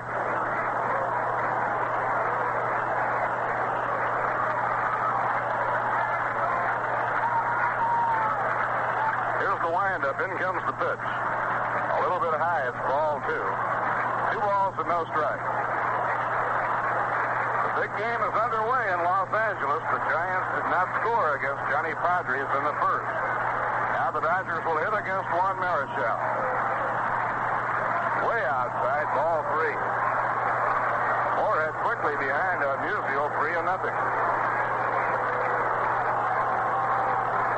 They anticipate drawing about 150,000 for the 3 games in Los Angeles. Ironically enough, the single-game record crowd at the new Dodger Stadium is held by the Angels. A little over 53,000 they drew for a game against the Yankees. 3-0 pitch. That's then a call strike, and Stan took it. 3-1. Musial, with a real hot streak over the last 10 games, has climbed past Tommy Davis to lead the National League in batting.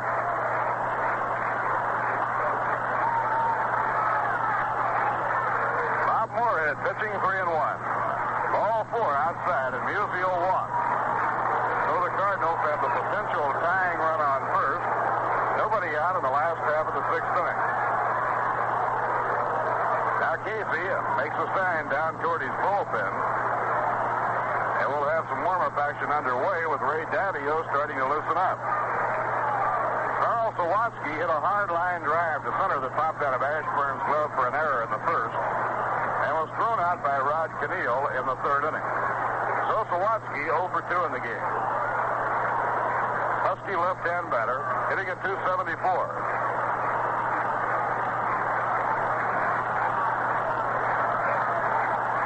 Down comes the pitch. In the third, bounds away. Coleman on it quickly. No advance on the lines by Stan the Man.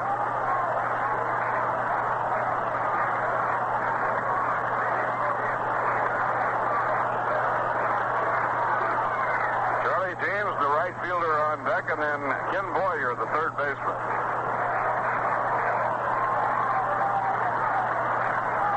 New York 4 runs on 8 hits. St. Louis 3 runs on 4 hits.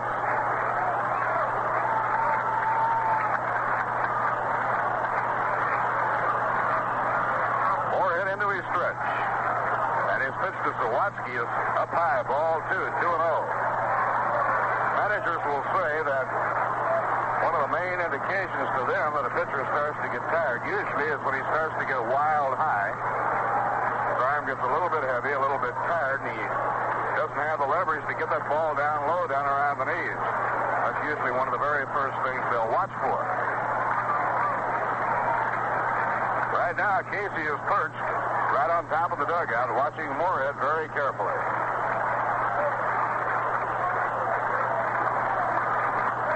Pitching 2-0, and he's high, ball 3. Throw to first, not in time.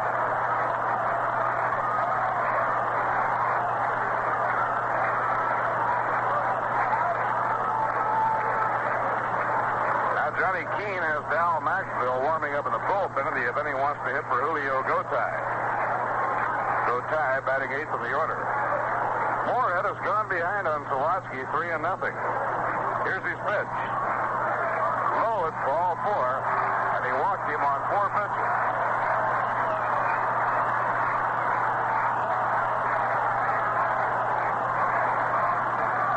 Now the infield of the Mets starts to converge on the mound to give Moorhead a chance to rest for a moment. And coming on to hit will be the right fielder, Charlie James. Cardinals trailing by just 1, 4-3. We're in the last of the sixth inning.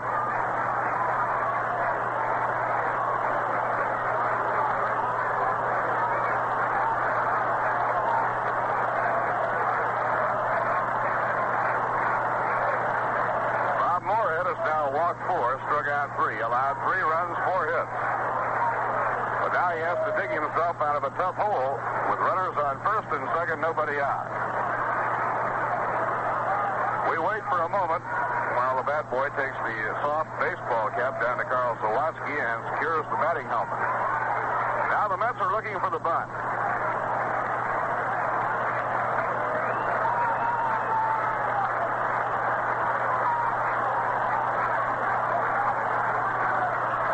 Bob Moorhead slowing himself up a great deal. Weighing over each pitch very carefully now as he tries to work his way out of a jam. And now Choo-Choo Coleman goes out to the mound.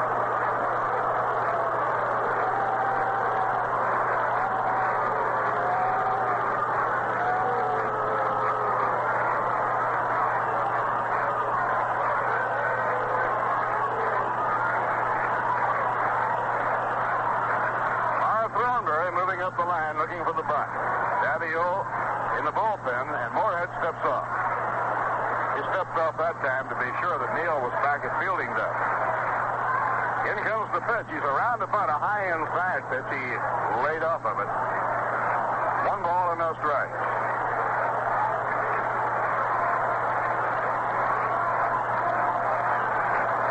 Charlie James squaring around to try and move the runners up for Ken Boyer.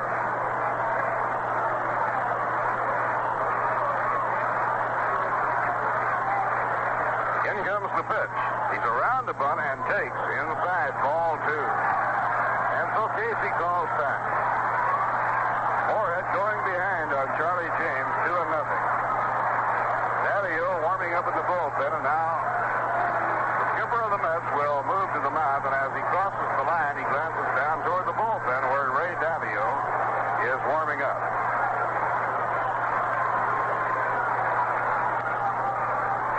This will be all for Bob Moorhead, and Ray Davialut will come in to pitch. The books cannot be closed on Bob Moorhead until we await the outcome of Charlie James' turn at bat.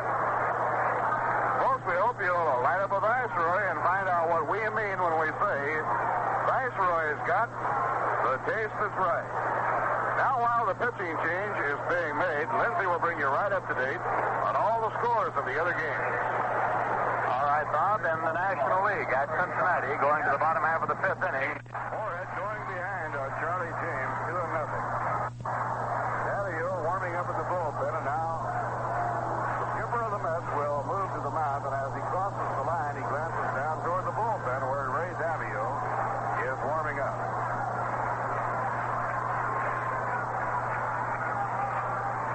And this will be all for Bob Moorhead, and Ray Davialut will come in to pitch. Cannot be closed on Bob Moorhead until we await the outcome of Charlie James' turn at bat. Folks, we hope you'll light up a Viceroy and find out what we mean when we say Viceroy's got the taste that's right. Now, while the pitching change is being made, Lindsay will bring you right up to date on all the scores of the other games. All right, Bob, in the National League at Cincinnati, going to the bottom half of the 5th inning, the Milwaukee Braves are leading the Cincinnati Reds by a score of 5-1. Then Villanasta has just been relieved by Jack Curtis on the mound for Milwaukee. Mo Dravosky started for Cincinnati, Wills in the 2nd, and Sisler in the 4th. Frank Robinson homered in the 4th, with nobody on for the Cincinnati Reds' lone run. Going to the bottom half of the 1st inning, it's the San Francisco Giants nothing, Los Angeles Dodgers nothing. Juan Marichal against John Padres. The Phillies defeated the Pirates 5-3 in the first game of a doubleheader. Dallas Green over Harvey Haddock. Don Demeter and Ted Savage had home runs. The second game is going into the bottom half of the 6th inning, with the Phils leading over the Pirates by a score of 1-0. Bob Friend going against Jack Hamilton. And this afternoon, the Chicago Cubs defeated the Houston Colt 45s by a score of 5-1. Ellsworth, the winner over Woodishick, who was the starter and loser for the Colt 45s. And thus the Chicago Cubs moved ahead of the Colt 45s in the National League standings. In the American League, Baltimore Orioles defeated the Kansas City A's by a score of 3-2 in 10 innings. As Dwight Wilhelm was the winner in relief, and Danny McDevitt was the loser. Ed Charles had the only home run. It came in the first with nobody on for the A's. The Yankees defeated the Chicago White Sox tonight by a score of 4-3 in 12 innings. Dale Long hit a homer in the bottom half of the 12th to win it. For the Yankees, Joe Cunningham hit one in the first inning with nobody on for the Chicago White Sox. But Daly was the winner, and Turk Lown was the loser. Minnesota Twins defeated the Cleveland Indians 2-1 as Kanehl passed forward the winner, getting his 15th victory against 6 losses. Perry was the loser. Bob Allison homered in the 9th with nobody on for the Minnesota Twins.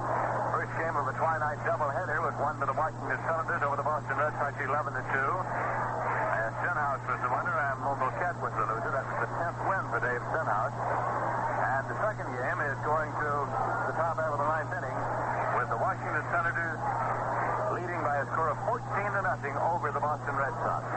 Rudolph is going for Washington. Cisco started for Boston. Nicholson the 6th. Johnson, Locke, and Hamlin have homered in the ball game.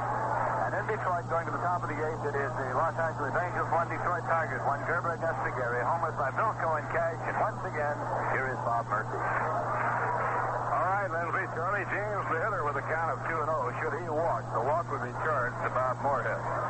Now Davialut up in pitching position, delivers. A fastball over, strike one call.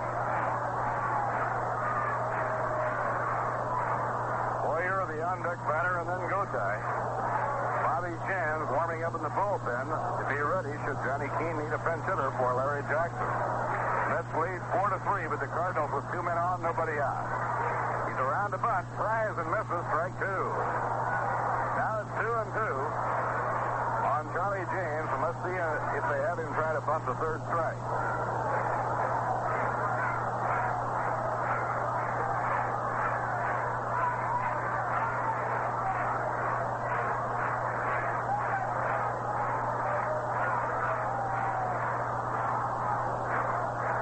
Count is even, 2-2 on Charlie James. Dan Musial leading off second, Carl Sawatsky off first. He checked the swing and checked it in time for Stan Landis on a high fastball. And the count is full now, 3-2.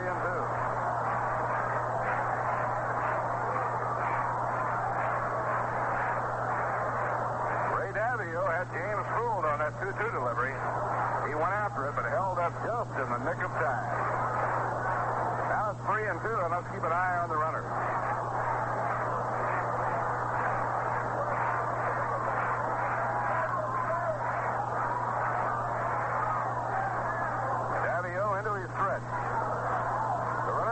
Pitch. Strike 3 call. James is called out. On 3-2, James takes a call, third strike. Davialut came in behind him to count 2-0, and he gets Charlie James. One away now, and it brings up Ken Boyer. Boyer has popped to third and drawn a walk. He's 0 for 1. Ken batting at .297. The Cardinals in the power department, 18 home runs, 72 RBI.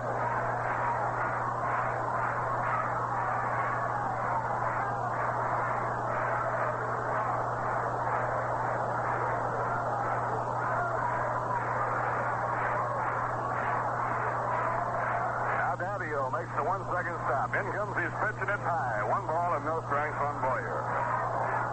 Mets 4, Cardinals 3, last half of the 6th inning. Cardinals tallied their first run tonight on an error charged to Richie Ashburn on a line drive that popped out of his glove. Charlie James knocked in their second, and Sam Musial the third. Musial knocked in a run with a ground ball, scoring a runner from third. Here's the pitch to Boyer, foul ball back, no play. Even count now, 1 ball, 1 strike.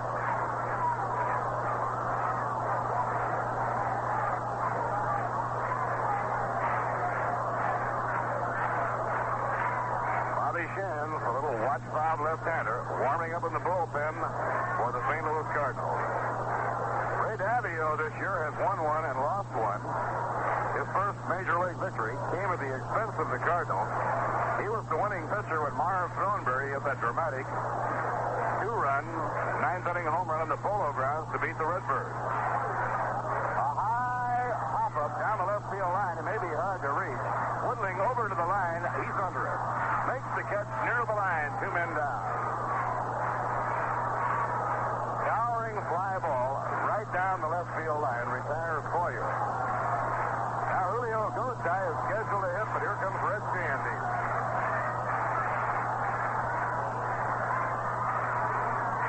Red already has 16 hits.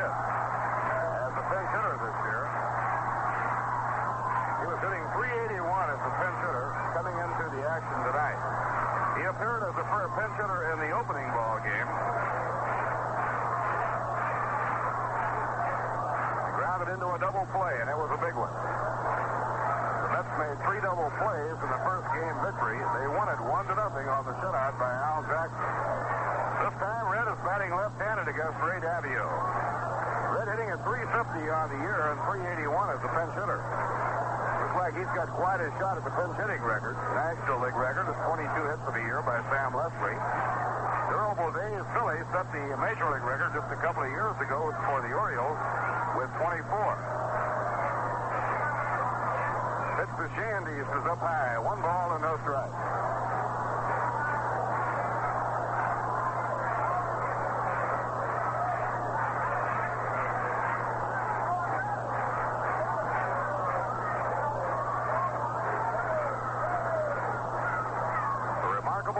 Batting left-handed against right-hander Ray Davialut.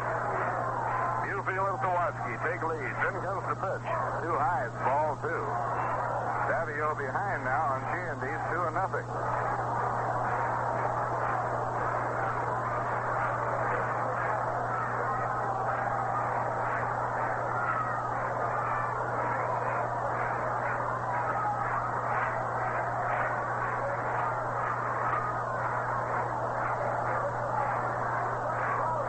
Pitching 2-0. Swing and a miss. He went after a letter-high fastball, and he really tried to felt that one. Now the count is 2-1 on the pinch batter, Red Shandy.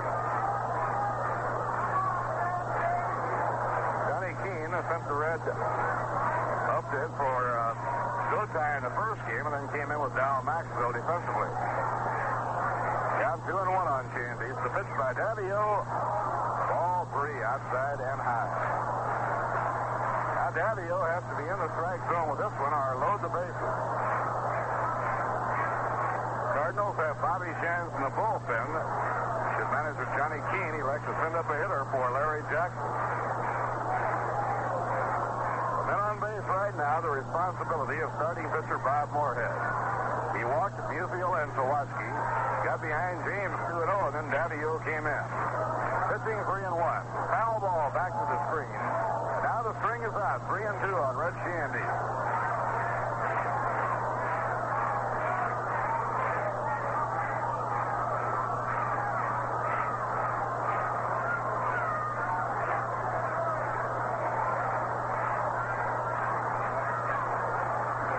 New York 4 runs on 8 hits. St. Louis 3 runs on 4 hits. Cardinals with a threat here in the last half of the 6th inning.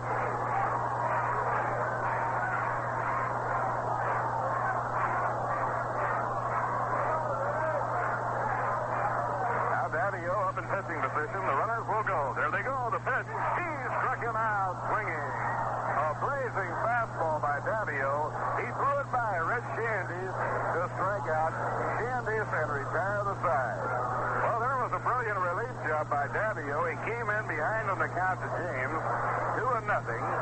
He got him on a call third strike on 3-2.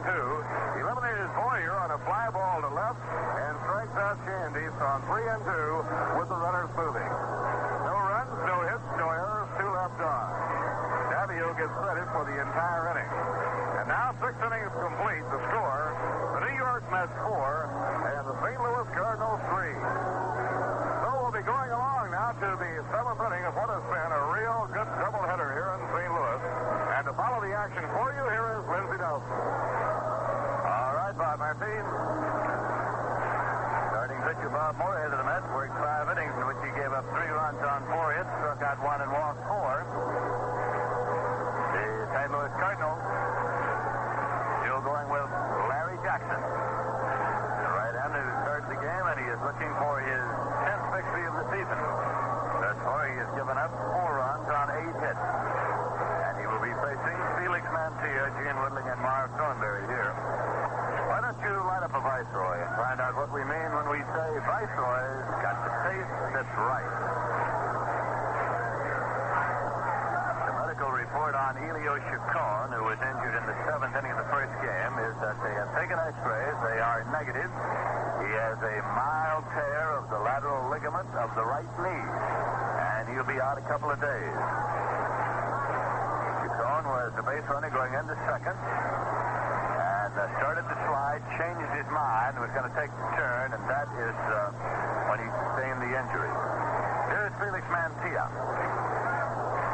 Up to lead off for the Mets here in the top of the seventh. He grounded out, had a sacrifice fly to right to score a run, and hit into a force play. And Darryl Maxwell has gone into the ball game at shortstop for the St. Louis Cardinals as Larry Jackson is into the windup and the pitch is a fastball outside for ball one. Maxwell, of course, if you're keeping a scorecard, will bat number 8 in the batting order for the St. Louis Cardinals. There is a pitch low for ball 2.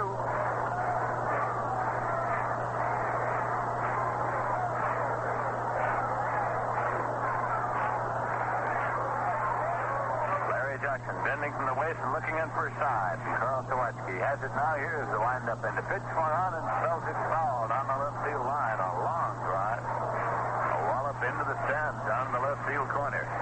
Given a good long ride by Felix Mantilla. The Mets are leading in the ball game by a score of 4-3, and the Mets won the first game by a score of 1-0, shutting out the St. Louis Cardinals. Left-hander Al Jackson chalking up his third shutout victory of this season. That in itself is quite an accomplishment. Here is a 2-1 pitch to Mantilla. Swung on, and it's a fly ball to center field. Kurt Flood ranges over. He's underneath waiting, and he takes it for the out. So Mantilla has flied to center one away, and that will bring up Gene Woodling. Woodling is batting cleanup in the batting order for manager Casey Stengel tonight. He is grounded out, single, popped out, 1-3. The official paid attendance here tonight, 18,722. Woodling is a left-hand batter as right-hander Larry Jackson winds and fires, and he takes it tight for ball 1.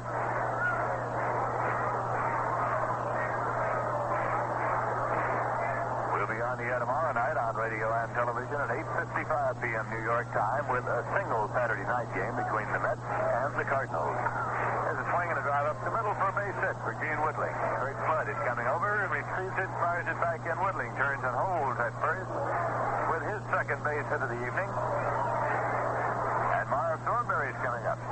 Marv tripled in the second inning, had a sacrifice fly to center to drive in a run in the third and walks in the fifth.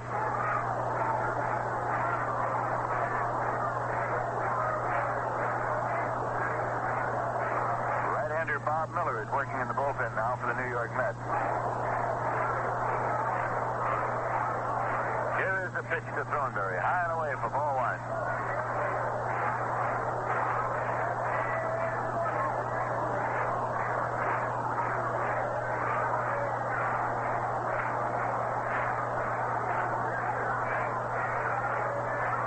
Here's the pitch. It's high. It's in there for a called strike. Right-hander Bob Duliba is working in the bullpen for the St. Louis Cardinals. 1 ball and 1 strike to count now to Marv Thornberry at the plate for the Mets.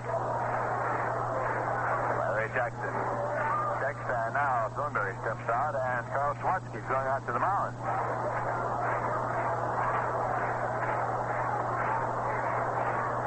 In this ball game, the St. Louis Cardinals scored first, getting 2 runs in the bottom half of the first inning, but the Mets came right back in the top of the second to get 2 themselves on a triple by Thornberry, an infield out which scored a run by Jim Hickman, and a triple by Clarence Coleman, and Charlie Neal singled him home. At that point it was tied 2-2, and the Mets got 2 more in the top of the third. And Ashburn walked, and Rod Kanehl on a hit-and-run play sent him all the way to third.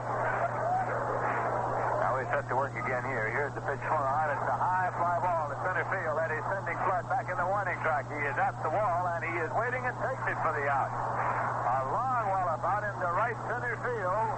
Woodling halfway on the fly ball. Comes back to the bag at first. But Thornberry got a hold of that one, gave it a long ride. 2 away, and Jim Hickman's coming up.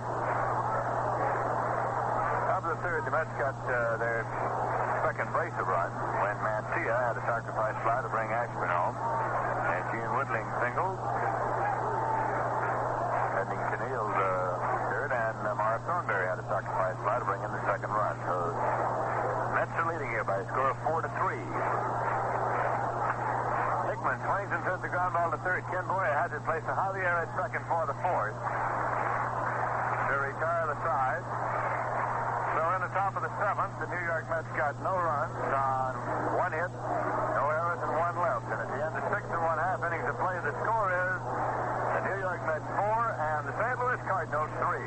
Now sit back, relax, and enjoy a cold Rheingold while Peter Nero plays the Rheingold Rhapsody.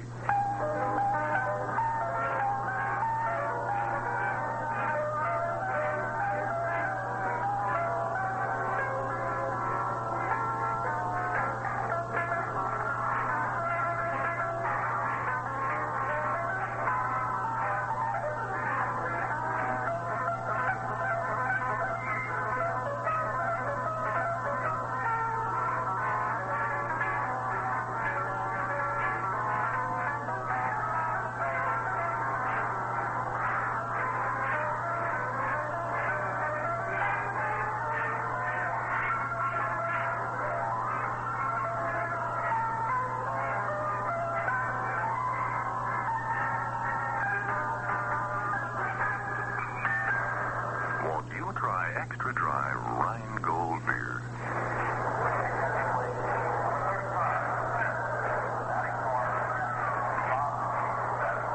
We're going now to the bottom half of the seventh inning, and B.G. Smith is being set up as a pinch hitter for pitcher Larry Jackson, and throwing in the bullpen is Bob Duliba. Ray Davialut working here in relief for the New York Mets. Bobby Gene Smith is a Met alumnus. He had 2 doubles in the first game.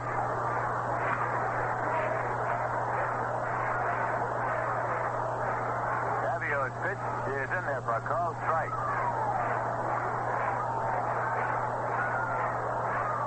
In Washington, the Senators have taken the second game of the twilight doubleheader from the Boston Red Sox by a score of 14-1. Rudolph the winner and Cisco the loser. So Washington has swept the Boston Red Sox 11-2 and 14-1. Here is a pitch swung on and fouled off.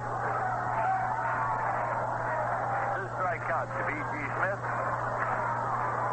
Played the entire first game in left field. Alternating out there, he spells Musial.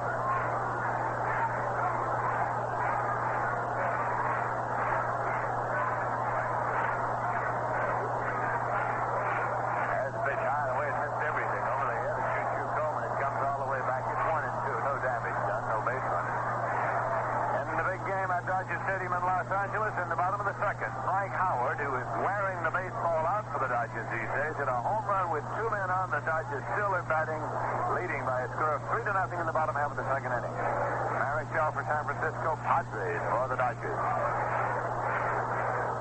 Man, that big Mike Howard is on a hitting streak. Smith checks and takes outside 2-2.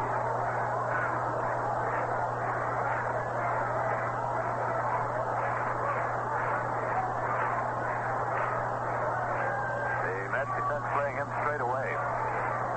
As Daviault is into the windup and the 2-2 pitch is coming in. Swung out and missed strike 3. Struck him out, and that is 3 strikeouts for Ray Daviault.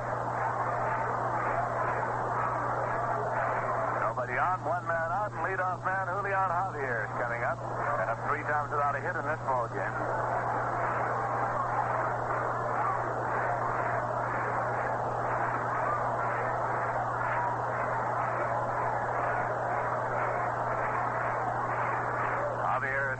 Daviault looks in for a sign. Gets it into the windup. And the pitch.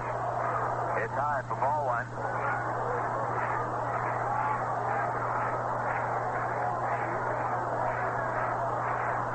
The New York Mets 4 and the St. Louis Cardinals 3. And this is the second game of the twilight doubleheader. The Mets won the first game by a score 1-0. As a pitch tonight. And right now we pause for station identification.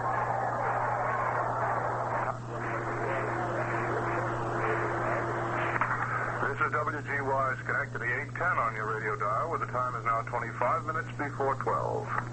This is Lindsey Nelson with Ralph Kiner and Bob Murphy at Busch Stadium in St. Louis. Here's the 2-0 pitch to Javier. In there for a called strike. 2-1.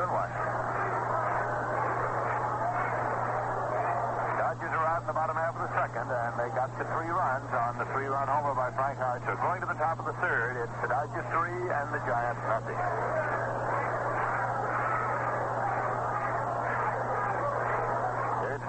pitch to Javier. Swung on and hit on the ground to short. A high hop taken by Charlie Neal. Southampton over to Morris Thornberry in time. Javier is grounded out. You have to cut that ball loose when Javier is the man going down at first baseline because he can fly. Two away, nobody on, and Bill White coming up. 1 for 3 in this ball game. They're batting him number 2 in the batting order in this game. Bob Duliba has completed his warm-up. He has a jacket on. He's walking on in toward the Cardinal dugout. At Cincinnati, Don Pavletti, catcher by trade, has hit a 2-run homer in the bottom half of the 6th inning. So that it's all even. The Milwaukee Braves and the Cincinnati Reds at 5-5. The Reds battling back. 1-9 straight. Pitch is inside to Bill White for ball 1. We'll be on the air here Sunday with a doubleheader between the Cards and the Mets at 1:55 p.m. New York time. That will conclude the current road trip of the New York Mets. There's a pitch swung on and pops up towards the right side of the infield, and Rod Kanehl is called for it. He makes the catch for the out. That retires the side as Davialut comes on here to get the Cardinals out in order in the bottom half of the 7th. No runs, no hits, no errors, nobody left in at the end of 7 full innings of play. In St. Louis, the score is the New York Mets 4 and the St. Louis Cardinals 3. The Mets will be coming home to the Polo Grounds next Wednesday night against the Philadelphia Phillies and next Thursday afternoon against the Phils. Then the red-hot Cincinnati Reds will be coming in for 5 games on 3 days. Next Friday night, 1 week from tonight, a single game at the Polo Grounds. As Gordon Coleman, Veda Pinson, Frank Robinson, Joey J, Bob Perky, and company will be coming in for Cincinnati, and they'll be in for a doubleheader on Saturday afternoon, Rheingold Day, and then they'll be in on Sunday for a doubleheader also. Tickets are now on sale for all future games of the New York Mets, including Dan Musial night on the 17th of August and Gil Hodges night on the 24th of August. Bob Duliba has come on now in relief of Larry Jackson for the Cardinals. Jackson worked 7 innings in which he gave up 4 runs on 9 hits, struck out 3 and walked 2.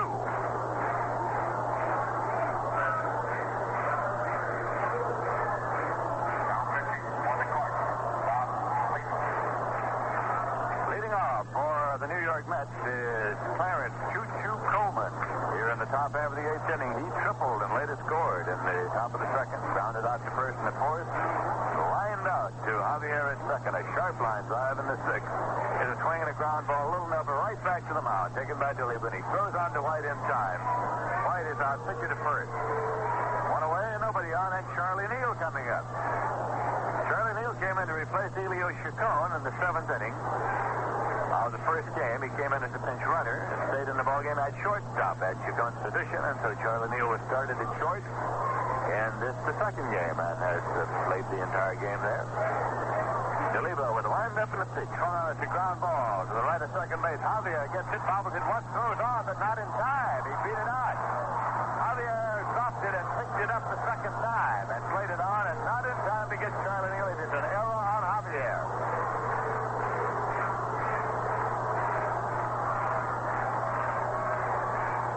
Javier moved over, he got the ball squared, but just popped out of his glove. He dribbled it once and threw it right on, but that was just enough time for Charlie Neal to beat it out by a half step. So here comes Ray Davialut up for his first time in this ball game. Bob Moorhead, incidentally, his last time up, got a base hit, his first in the major league.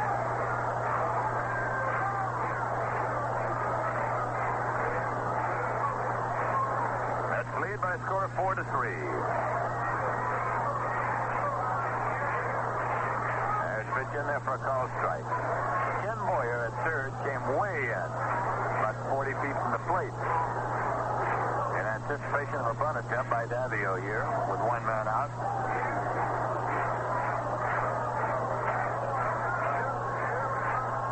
Bob Duliba into the stretch and the pitch. He squares to bunt. It's a curveball. One away, gets away, and moving on to 2nd is Charlie Neal. Sawatsky throws, but to no avail. So Charlie Neal moves to 2nd.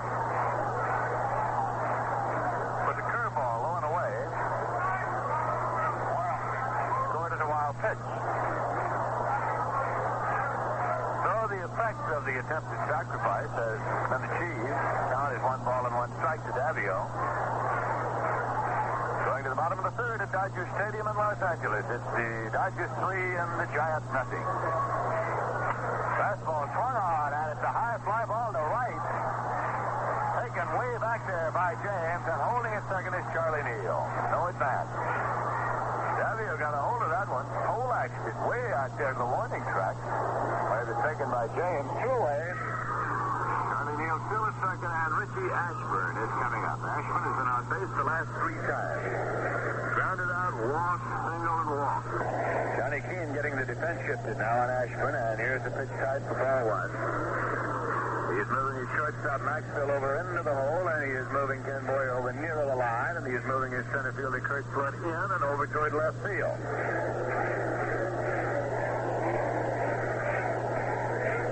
And the pitch is in there for a call strike to Ashburn to run it to 1-1.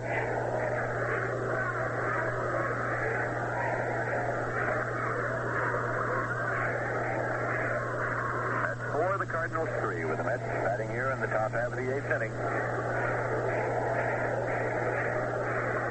Duliba stretches in check. Here's the pitch. Swung on and drilled back to the box. Knocked down by Duliba, and now shortstop Maxwell throws on to first. Not in time to get Ashburn east base. Ball was knocked down and deflected by pitcher Bob Duliba. And it was taken by Maxwell, and he threw on, but not in time, and it scored as a base hit.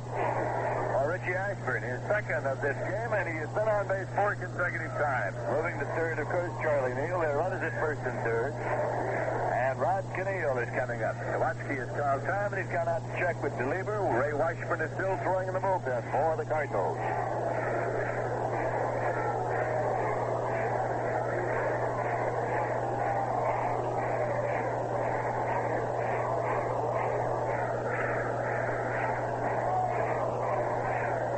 Maxwell, who was called in, is returning to his position at shortstop now.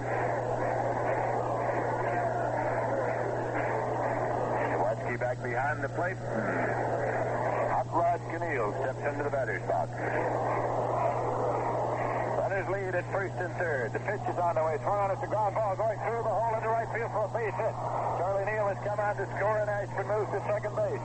Single to right, and a run batted in for the hot rodder. It's his third base hit of this ball game.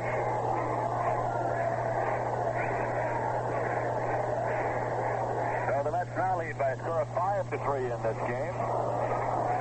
Getting that one off Duliba in relief of Jackson. And Felix Mantilla is up with runners at first and second. And 2 men out. Mantilla has grounded out on the sacrifice fly. Fielded choice and flies to center. Here's the pitch to the right-hand batter. Swung on and foul back onto the screen, out of play for strike 1.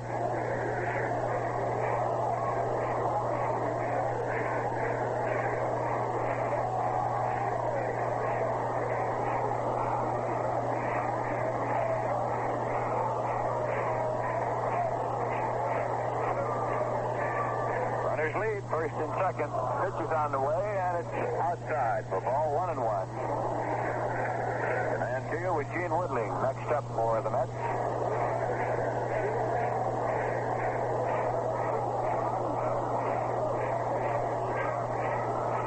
Well, Bobby Shantz is up and throwing again in the bullpen now for the Cardinals. That pitch is low for ball.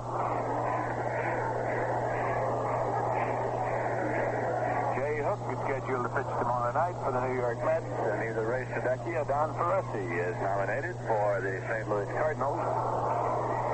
Here's 2-1 pitch. That's outside. It's 3-1. To Felix Mantilla.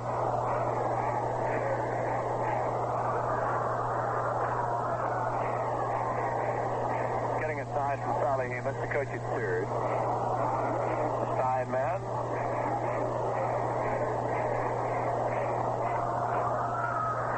Duliba is up and into the stretch position. The pitch to Mantilla. Low, he walked in, and the bases are loaded with Woodling coming up. That is the first walk given up by Duliba. Jackson walked 2 during his tenure in the ball game. It is Ashburn at third base. Rod Kanehl at second base. Felix Mantilla at first base. And Woodling Whittling at the plate. He is 2 for 4 in this game. Grounded out, single. Out to first base and single.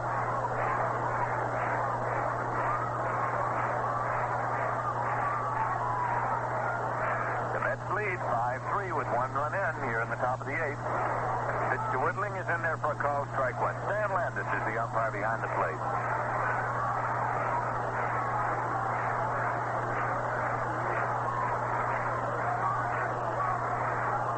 Duliba works for the windup, and the pitch throw curveball cut on and full foul. Fielded by Cookie Lamagetta in the coaching box at third. So it's 2-strike count to Whittling as Duliba tried the slow curve on him on time.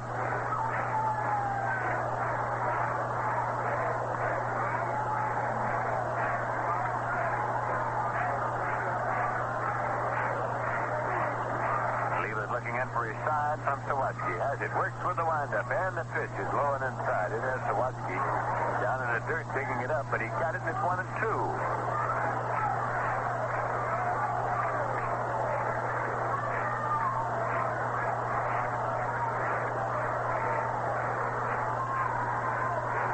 Whittling in his crouch as the pitch comes in. It is tilted into right field. Charlie James coming on and makes the catch. Off the line drive into right field off the bat. I've seen Whittling hits the ball well, and in the top half of the 8th inning, the Mets got 1 run. On 2 hits, there was 1 error and 3 men left on base. So at the end of 7 1/2 innings of play, the score is New York Mets 5 and the St. Louis Cardinals 3. Going through the rule book the other day, we dug up a Rheingold riddle for all you baseball fans. Now, you may know that when a base runner is hit by a batted ball, the batter automatically gets credit for a hit and the runner is automatically out. But who gets the credit for the put out? Think about that one. Well, if you know your baseball, as so many of you do, you knew, of course, that the fielder nearest the runner gets the credit for the put out. And if you know your beer, as so many of you do, you'll surely know this. 2 little words, extra dry, tell you why Rheingold has a taste no other beer can match.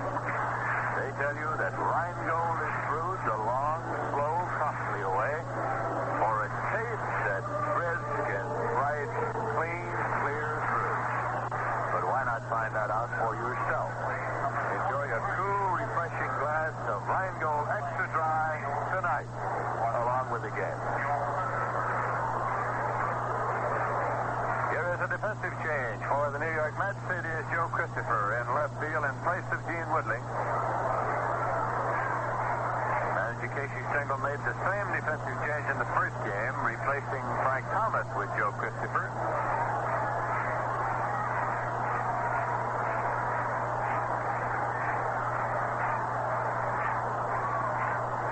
Going to the bottom half of the 8th, St. Louis Cardinals have Kurt Flood, right-hand batter, up to lead off. The number 3 man in the batting order. He is singled and tripled in this ball game.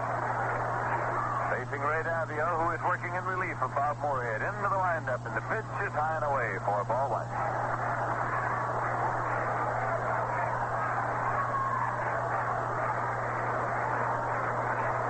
Flood has single, triple, and struck out swinging.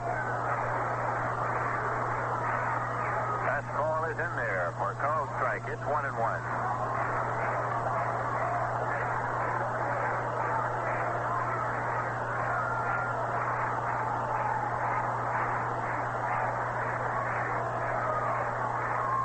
Has the side. Works with the pitch low. Ball 2. It's 2-1.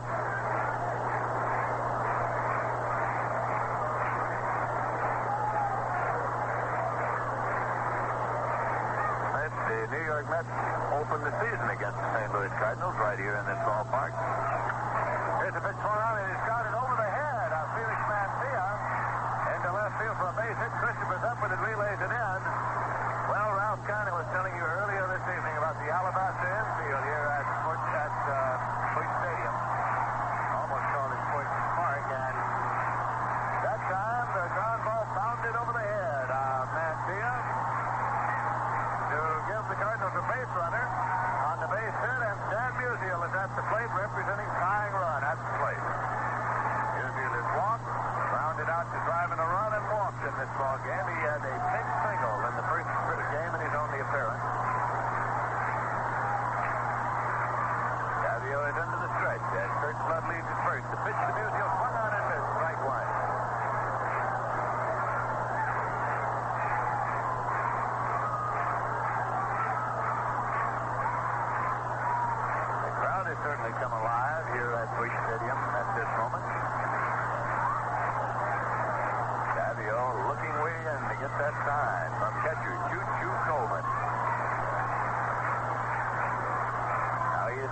stretch. Spud leads at first as a throw over. It's not in time. It's low and was dug up by Thornberry.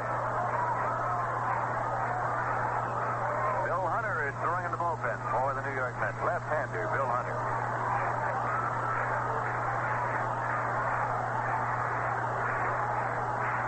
Davialut now. Check Flood at first. The pitch to Musial. Swung on and foul back and out of play. It's a 2-strike count to Musial.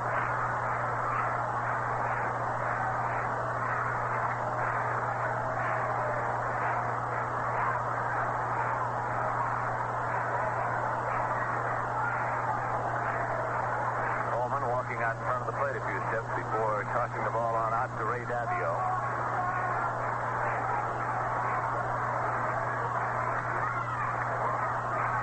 It's the New York Mets 5 and the St. Louis Cardinals 3 here in the bottom half of the 8th inning. Mets have 11 hits and the Cardinals have 5.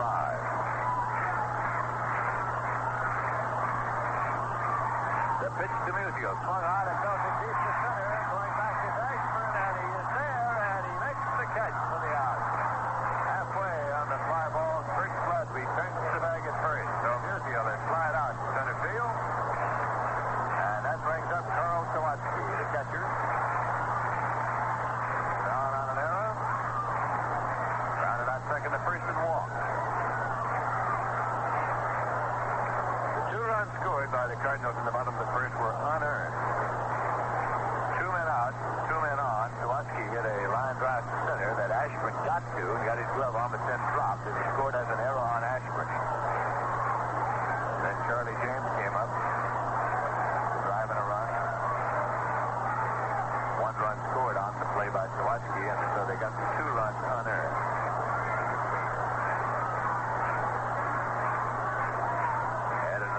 Third on a triple by Flood and an infield out by Musial. That is the story of the Cardinals scoring in this ballgame.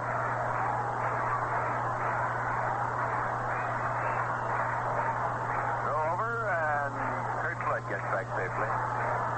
Extremely fast man.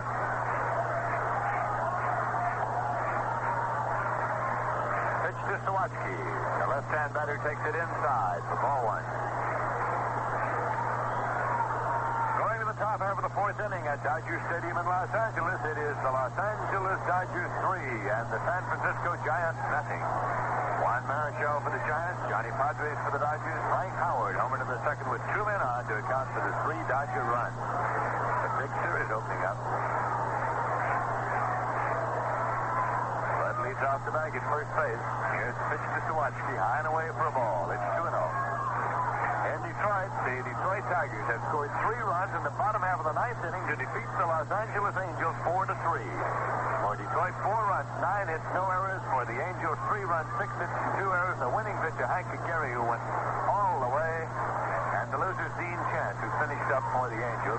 Bilko homered for the Angels, and Norm Cash hit his 28th homer to take the lead in the American League in that ball game. Right here, it's the Mets 5 and the Cardinals 3. And here's a 2-0 pitch to Sawatsky, taken high for ball 3. It's 3-0. Left-hander, Bill Hunter, throwing in the bullpen for the Mets.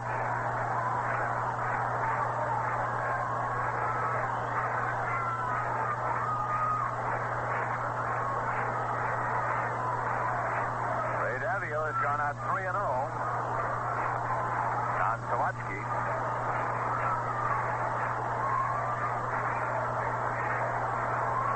Into the set position, and the 3-0 pitch is high, ball 4. He walks it. The first walk given up by Davialut. Moorhead walks 4. We're going to get a pinch runner here. Minoso is going to run for Sawatsky.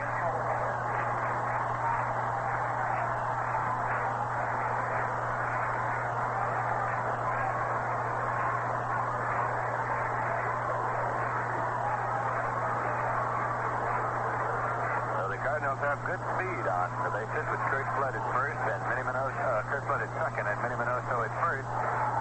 Charlie James is at the plate with 1 man out. Right-hand hitter, 1-3 in this ball game. Davialut checks at first and second, and the pitch is swung on and missed. Strike 1. the first man faced by Ray Davialut when he came out in relief. Count of 2 balls and no strikes. He came in and struck James out.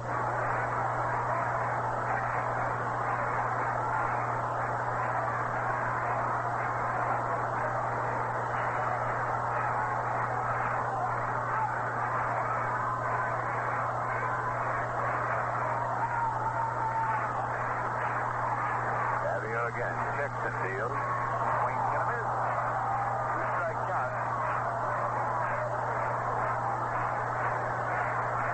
From the dugout, the New York Mets have been attempting to move Richie Ashburn over toward the left a little bit, but they have not succeeded. Haven't been able to get his attention into the dugout.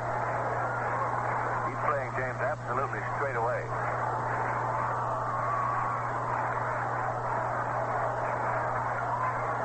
The pitch outside for ball. It's 1-2. Going to the top of the 8th in Cincinnati. It's the Milwaukee Braves 6 and the Cincinnati Reds 5 as the Braves scored 1 in the top of the 7th to take the lead once again in the ball game. Right here it's the Mets 5 and it's the St. Louis Cardinals 3. Pitch to James, swung on foul back. Count holds at 1-2. The Mets won the first game of the Twilight doubleheader here by a score of 1-0. Al Jackson all the way to chalk up the shutout victory, his 3rd shutout of this season.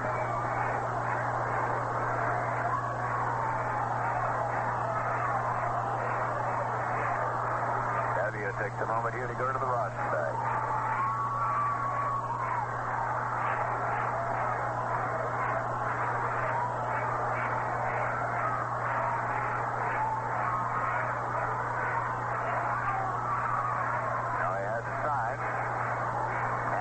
Pitch.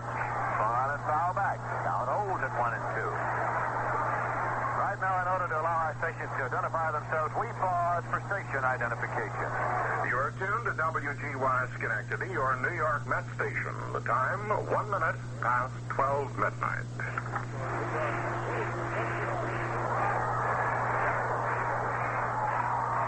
This is Lindsey Nelson with Ralph Kiner and Bob Murphy in St. Louis.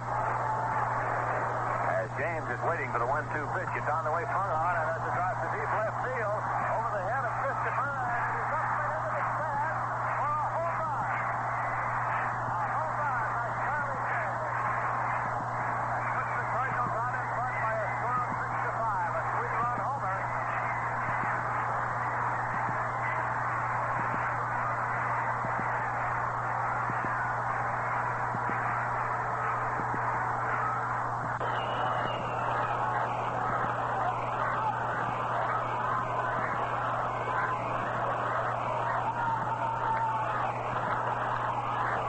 Again, checks and deals. Swings and a miss. 2-strike count.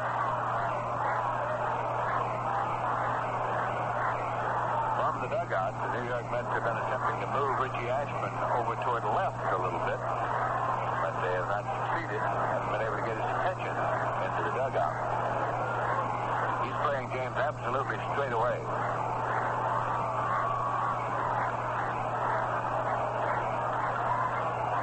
Pitch outside for ball. It's 1-2. Going to the top of the 8th in Cincinnati. It's the Milwaukee Braves 6 and the Cincinnati Reds 5 as the Braves scored 1 in the top of the 7th to take the lead once again in the ball game. Right here it's the Mets 5 and it's the St. Louis Cardinals 3. Pitch to James, swung on foul back. Count holds at 1-2. The Mets won the first game of the Twilight doubleheader here by a score of 1-0. Al Jackson all the way to chalk up the shutout victory, his 3rd shutout of this season.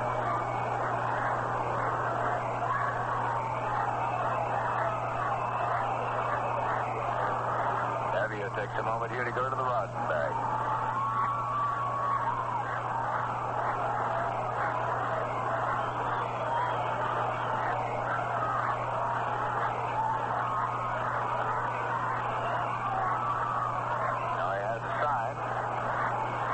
1-2 pitch. Swung on and foul back. Count holds at 1-2. Right now, in order to allow our stations to identify themselves, we pause for station identification. You are tuned to WGY Schenectady, your New York Met station. The time, 1 minute past 12 midnight.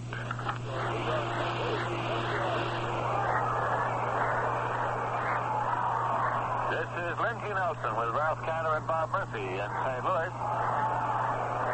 As James is waiting for the 1-2 pitch, it's on the way, swung on, and as it drives to deep left field, over the head of Christopher, and he's up right into the stand for a home run. A home run by Charlie James. Puts the Cardinals out in front by a score of 6-5, a 3-run homer.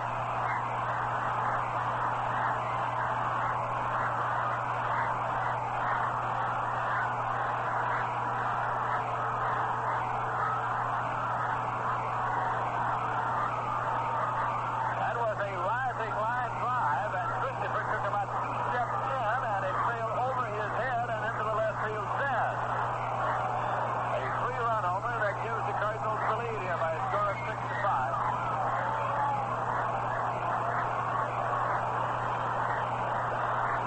Number 5 for Charlie James. Nobody on now. With one man out, Ken Moyer is at the plate. Moyer batting number 7 in the batting order for the Cardinals in this game. Nothing for 2 and a walk. The Cardinals are out in front for the first time since the second inning in this ball game. Here is the pitch high. Ball 1 to Ken Moyer. We're in the bottom half of the 8th inning.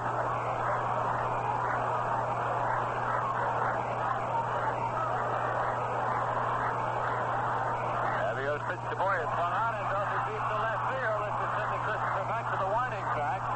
And against the wall, he leaps and can't hold on to it.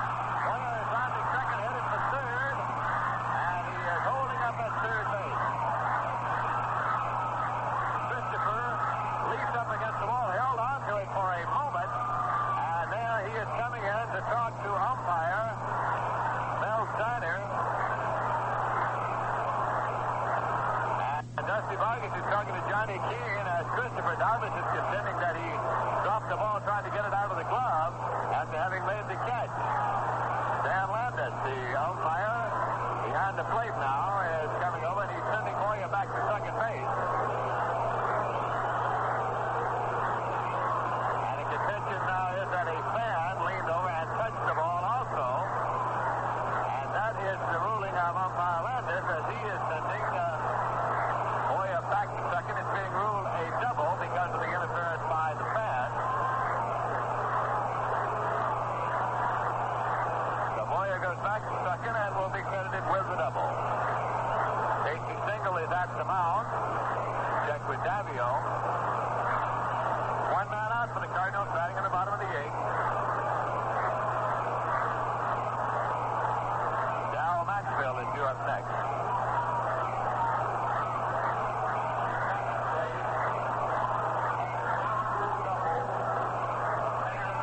Perhaps you heard the announcement.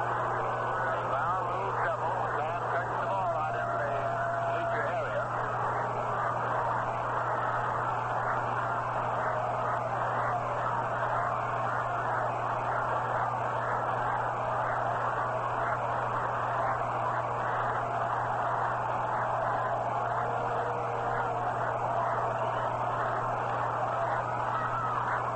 Out in the left field area, programs are being thrown out onto the playing field there. Joe Christopher is trying to clean up a few of them, and play has been suspended as umpire Stan Landis has come back to ask the PA announcer to make an announcement, I believe.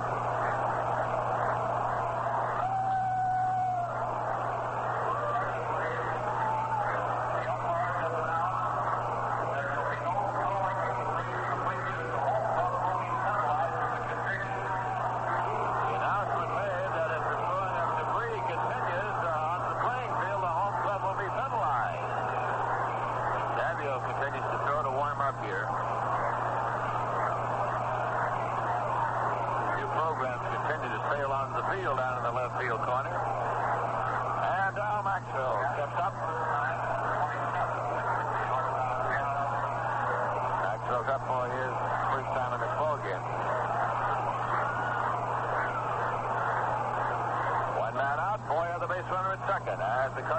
lead by a score of 6-5. Pitch is inside for ball one.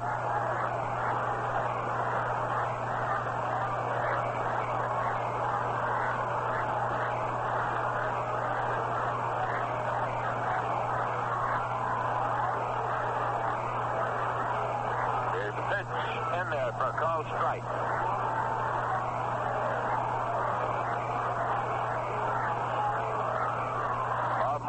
Came into the ball game tonight as a starter with no won or lost record. And right now, he is not the pitcher of record in this ball game. Davialut is.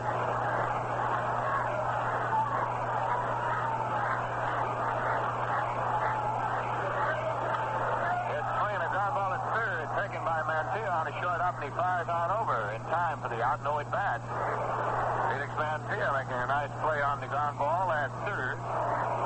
So with 2 men out and Boyer at second. Duliba is due up, and he's going to come on up here.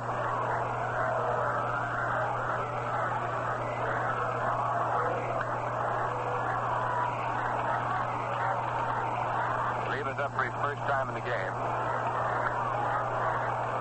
Shane Dean batted for Larry Jackson and struck out in the bottom half of the seventh.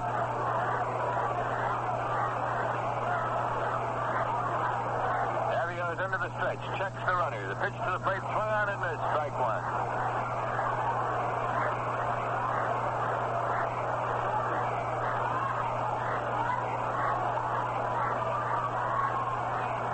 In Philadelphia, going to the top of the ninth, it's the Pirates 2 and the Phillies 1.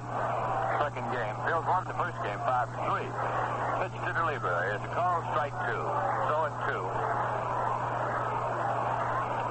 If you want to look ahead to the top half of the ninth, the Mets are scheduled to send up Marv Thornberry, Jim Hickman, and Choo-Choo Coleman.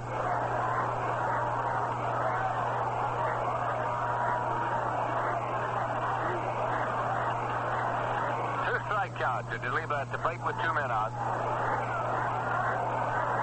Here's a pitch, swung out and missed, strike 3. Davio struck him out. That is strikeout number 4 for Davio as he gets the side out in the bottom of the 8th.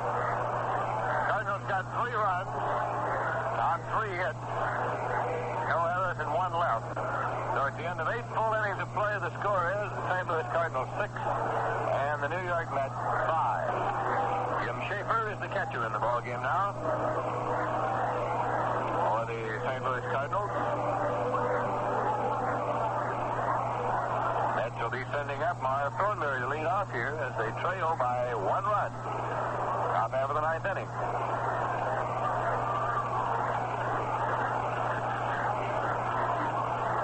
Thornberry has triple walked and flied out to center field. Bob Duliba is the pitcher, and he is the pitcher of record in this ballgame for the Cardinals. A right-hander who has no won or lost record since being recalled from Atlanta. Looks in, has a sign, dips into the windup. Pitch to the left-hand batter is low for ball 1.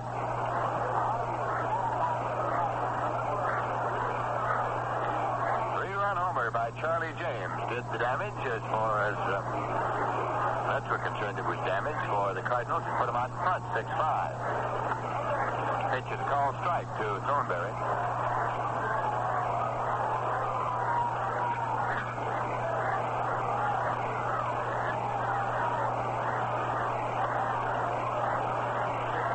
Waggling the bat there.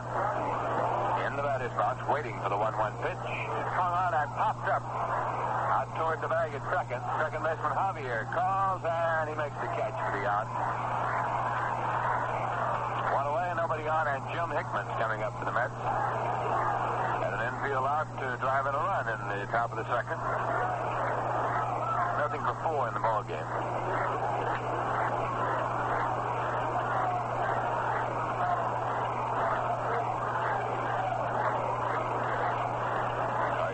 Mets 5. The Mets won the first game by a score of 1-0, shutting out the Cardinals, and the Mets led for most of this one. Duliba's pitch is swung, belted down the left field line. It's a fair ball. It's going through the bullpen all the way down to the corner. Hickman rounds first. He's on his way to second. It's run down out there by Musial, relayed in, and holding at second with a line shot double down the line. Here's Jim Hickman to keep the hopes of the Mets alive here in the top half of the 9th inning. He represents potential tying run with Choo-Choo Coleman coming up. Coleman had a triple in the top half of the second. Grounded out to first base in the fourth, lined out to second base in the sixth, and will pitch it to first in the eighth inning. Left-hand batters. And now Johnny Keane running out to the mound to check with his pitcher, Bob Duliba. He's got a left hand and a right hand already out there in the bullpen. Chance and McDaniel if he thinks relief is needed here.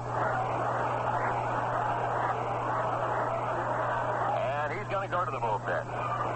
Johnny Keane is going to go to the bullpen for Lindy McDaniel, who tosses the ball on back and is walking in now. So it will be Lindy McDaniel coming on in relief of Duliba.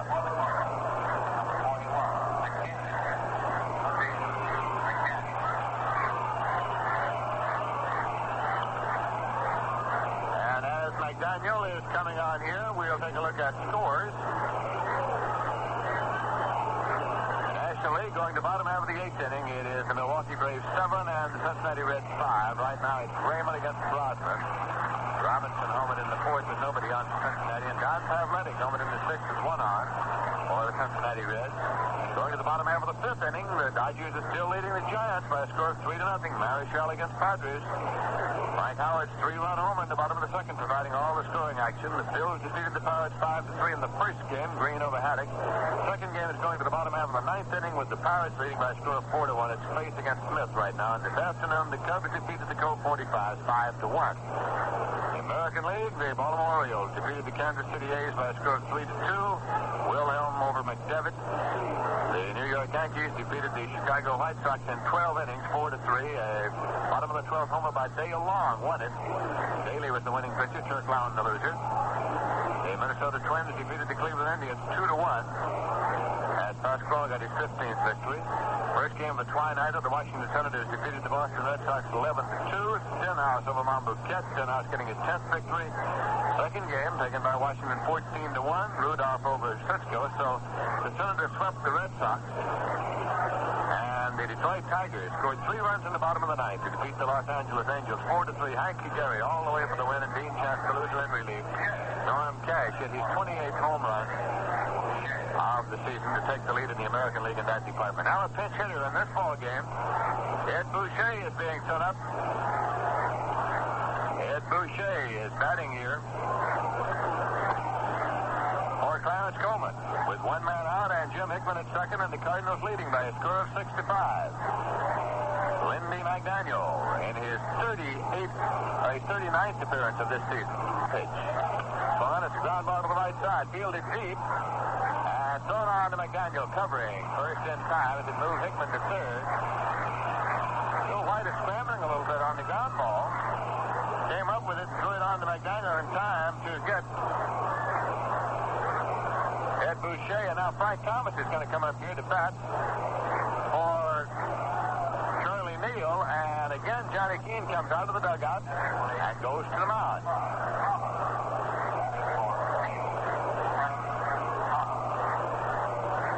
Making his first appearance, of course, in this game. As the infield out moves Jim Hickman to third base. He represents potential tying run. So as far as the Mets hopes are concerned in this ball game, they ride with the big batter Frank Thomas. The Mets won the first game 1-0.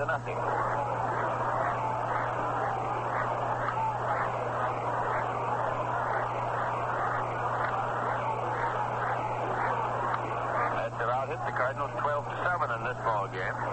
But they're trailing in runs 6-5. 3-run homer by Charlie James was the big blow. Bill Hunter up and throwing in the bullpen for the New York Mets. McDaniel winds and fires. Swung on, it's a ground ball to third, taken by Kid Boyer. Up with it, throws on to Bill White at first in time, and the ball game is over.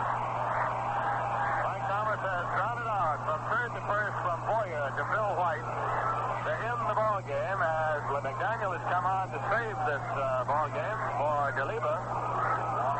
As in the top half of the ninth inning, the New York Mets got no runs on one hit, the double by Hickman, no errors, and one left as Hickman died at third. Well, here at Busch Stadium in St. Louis, the New York Mets and the St. Louis Cardinals have split a doubleheader. The Mets won the first game by a score of 1-0. The Cardinals won the second game by a score of 6-5. To tell you something of how they did it, here is Ralph Kiner. Well, Jackson in the first game pitched his third shutout of the year. His record now 5 wins and 12 losses. As he beat Bob Gibson, the losing pitcher, 13-7. Jackson went all the way. The only run of the game was scored by Choo-Choo Coleman. He got on base on a bunt, moved down to second base on a sacrifice by Al Jackson, then scored from the shortstop. Coach I made an error, scoring all the way from second base. Jackson picked out several jams in the game. He was 1, 2, 3 through 4 innings, but in the 5th inning he started to get in trouble, and he gave up through the 5th, 6th, 7th, 8th, and 9th innings a total of 8 base hits. But he left them on bases. They did not score, and 2 double plays a big help. Al Jackson the winner in the first game, 1-0. In the second game, it looked as though the Mets might sweep a doubleheader from the St. Louis Cardinals, as Bob Moorhead worked very nicely through 5 innings. But in the 6th inning, the St. Louis Cardinals came to life, and they knocked him out of the box. In came Ray Davialut after 2 walks, and with 2 balls and no strikes on Charlie James. Davialut struck James out, picked up Boyer in a fly ball to left field, and then struck out, go dive, to preserve the inning and the game at that time for Moorhead. He worked through the 7th inning, but in the 8th inning, Davialut ran into trouble. He gave up a base hit and a walk and a 3-run home run to Charlie James. James drove in 4 runs in the game, picking up 3 on a home run, his 5th of the year, 1 more on a base hit to left field.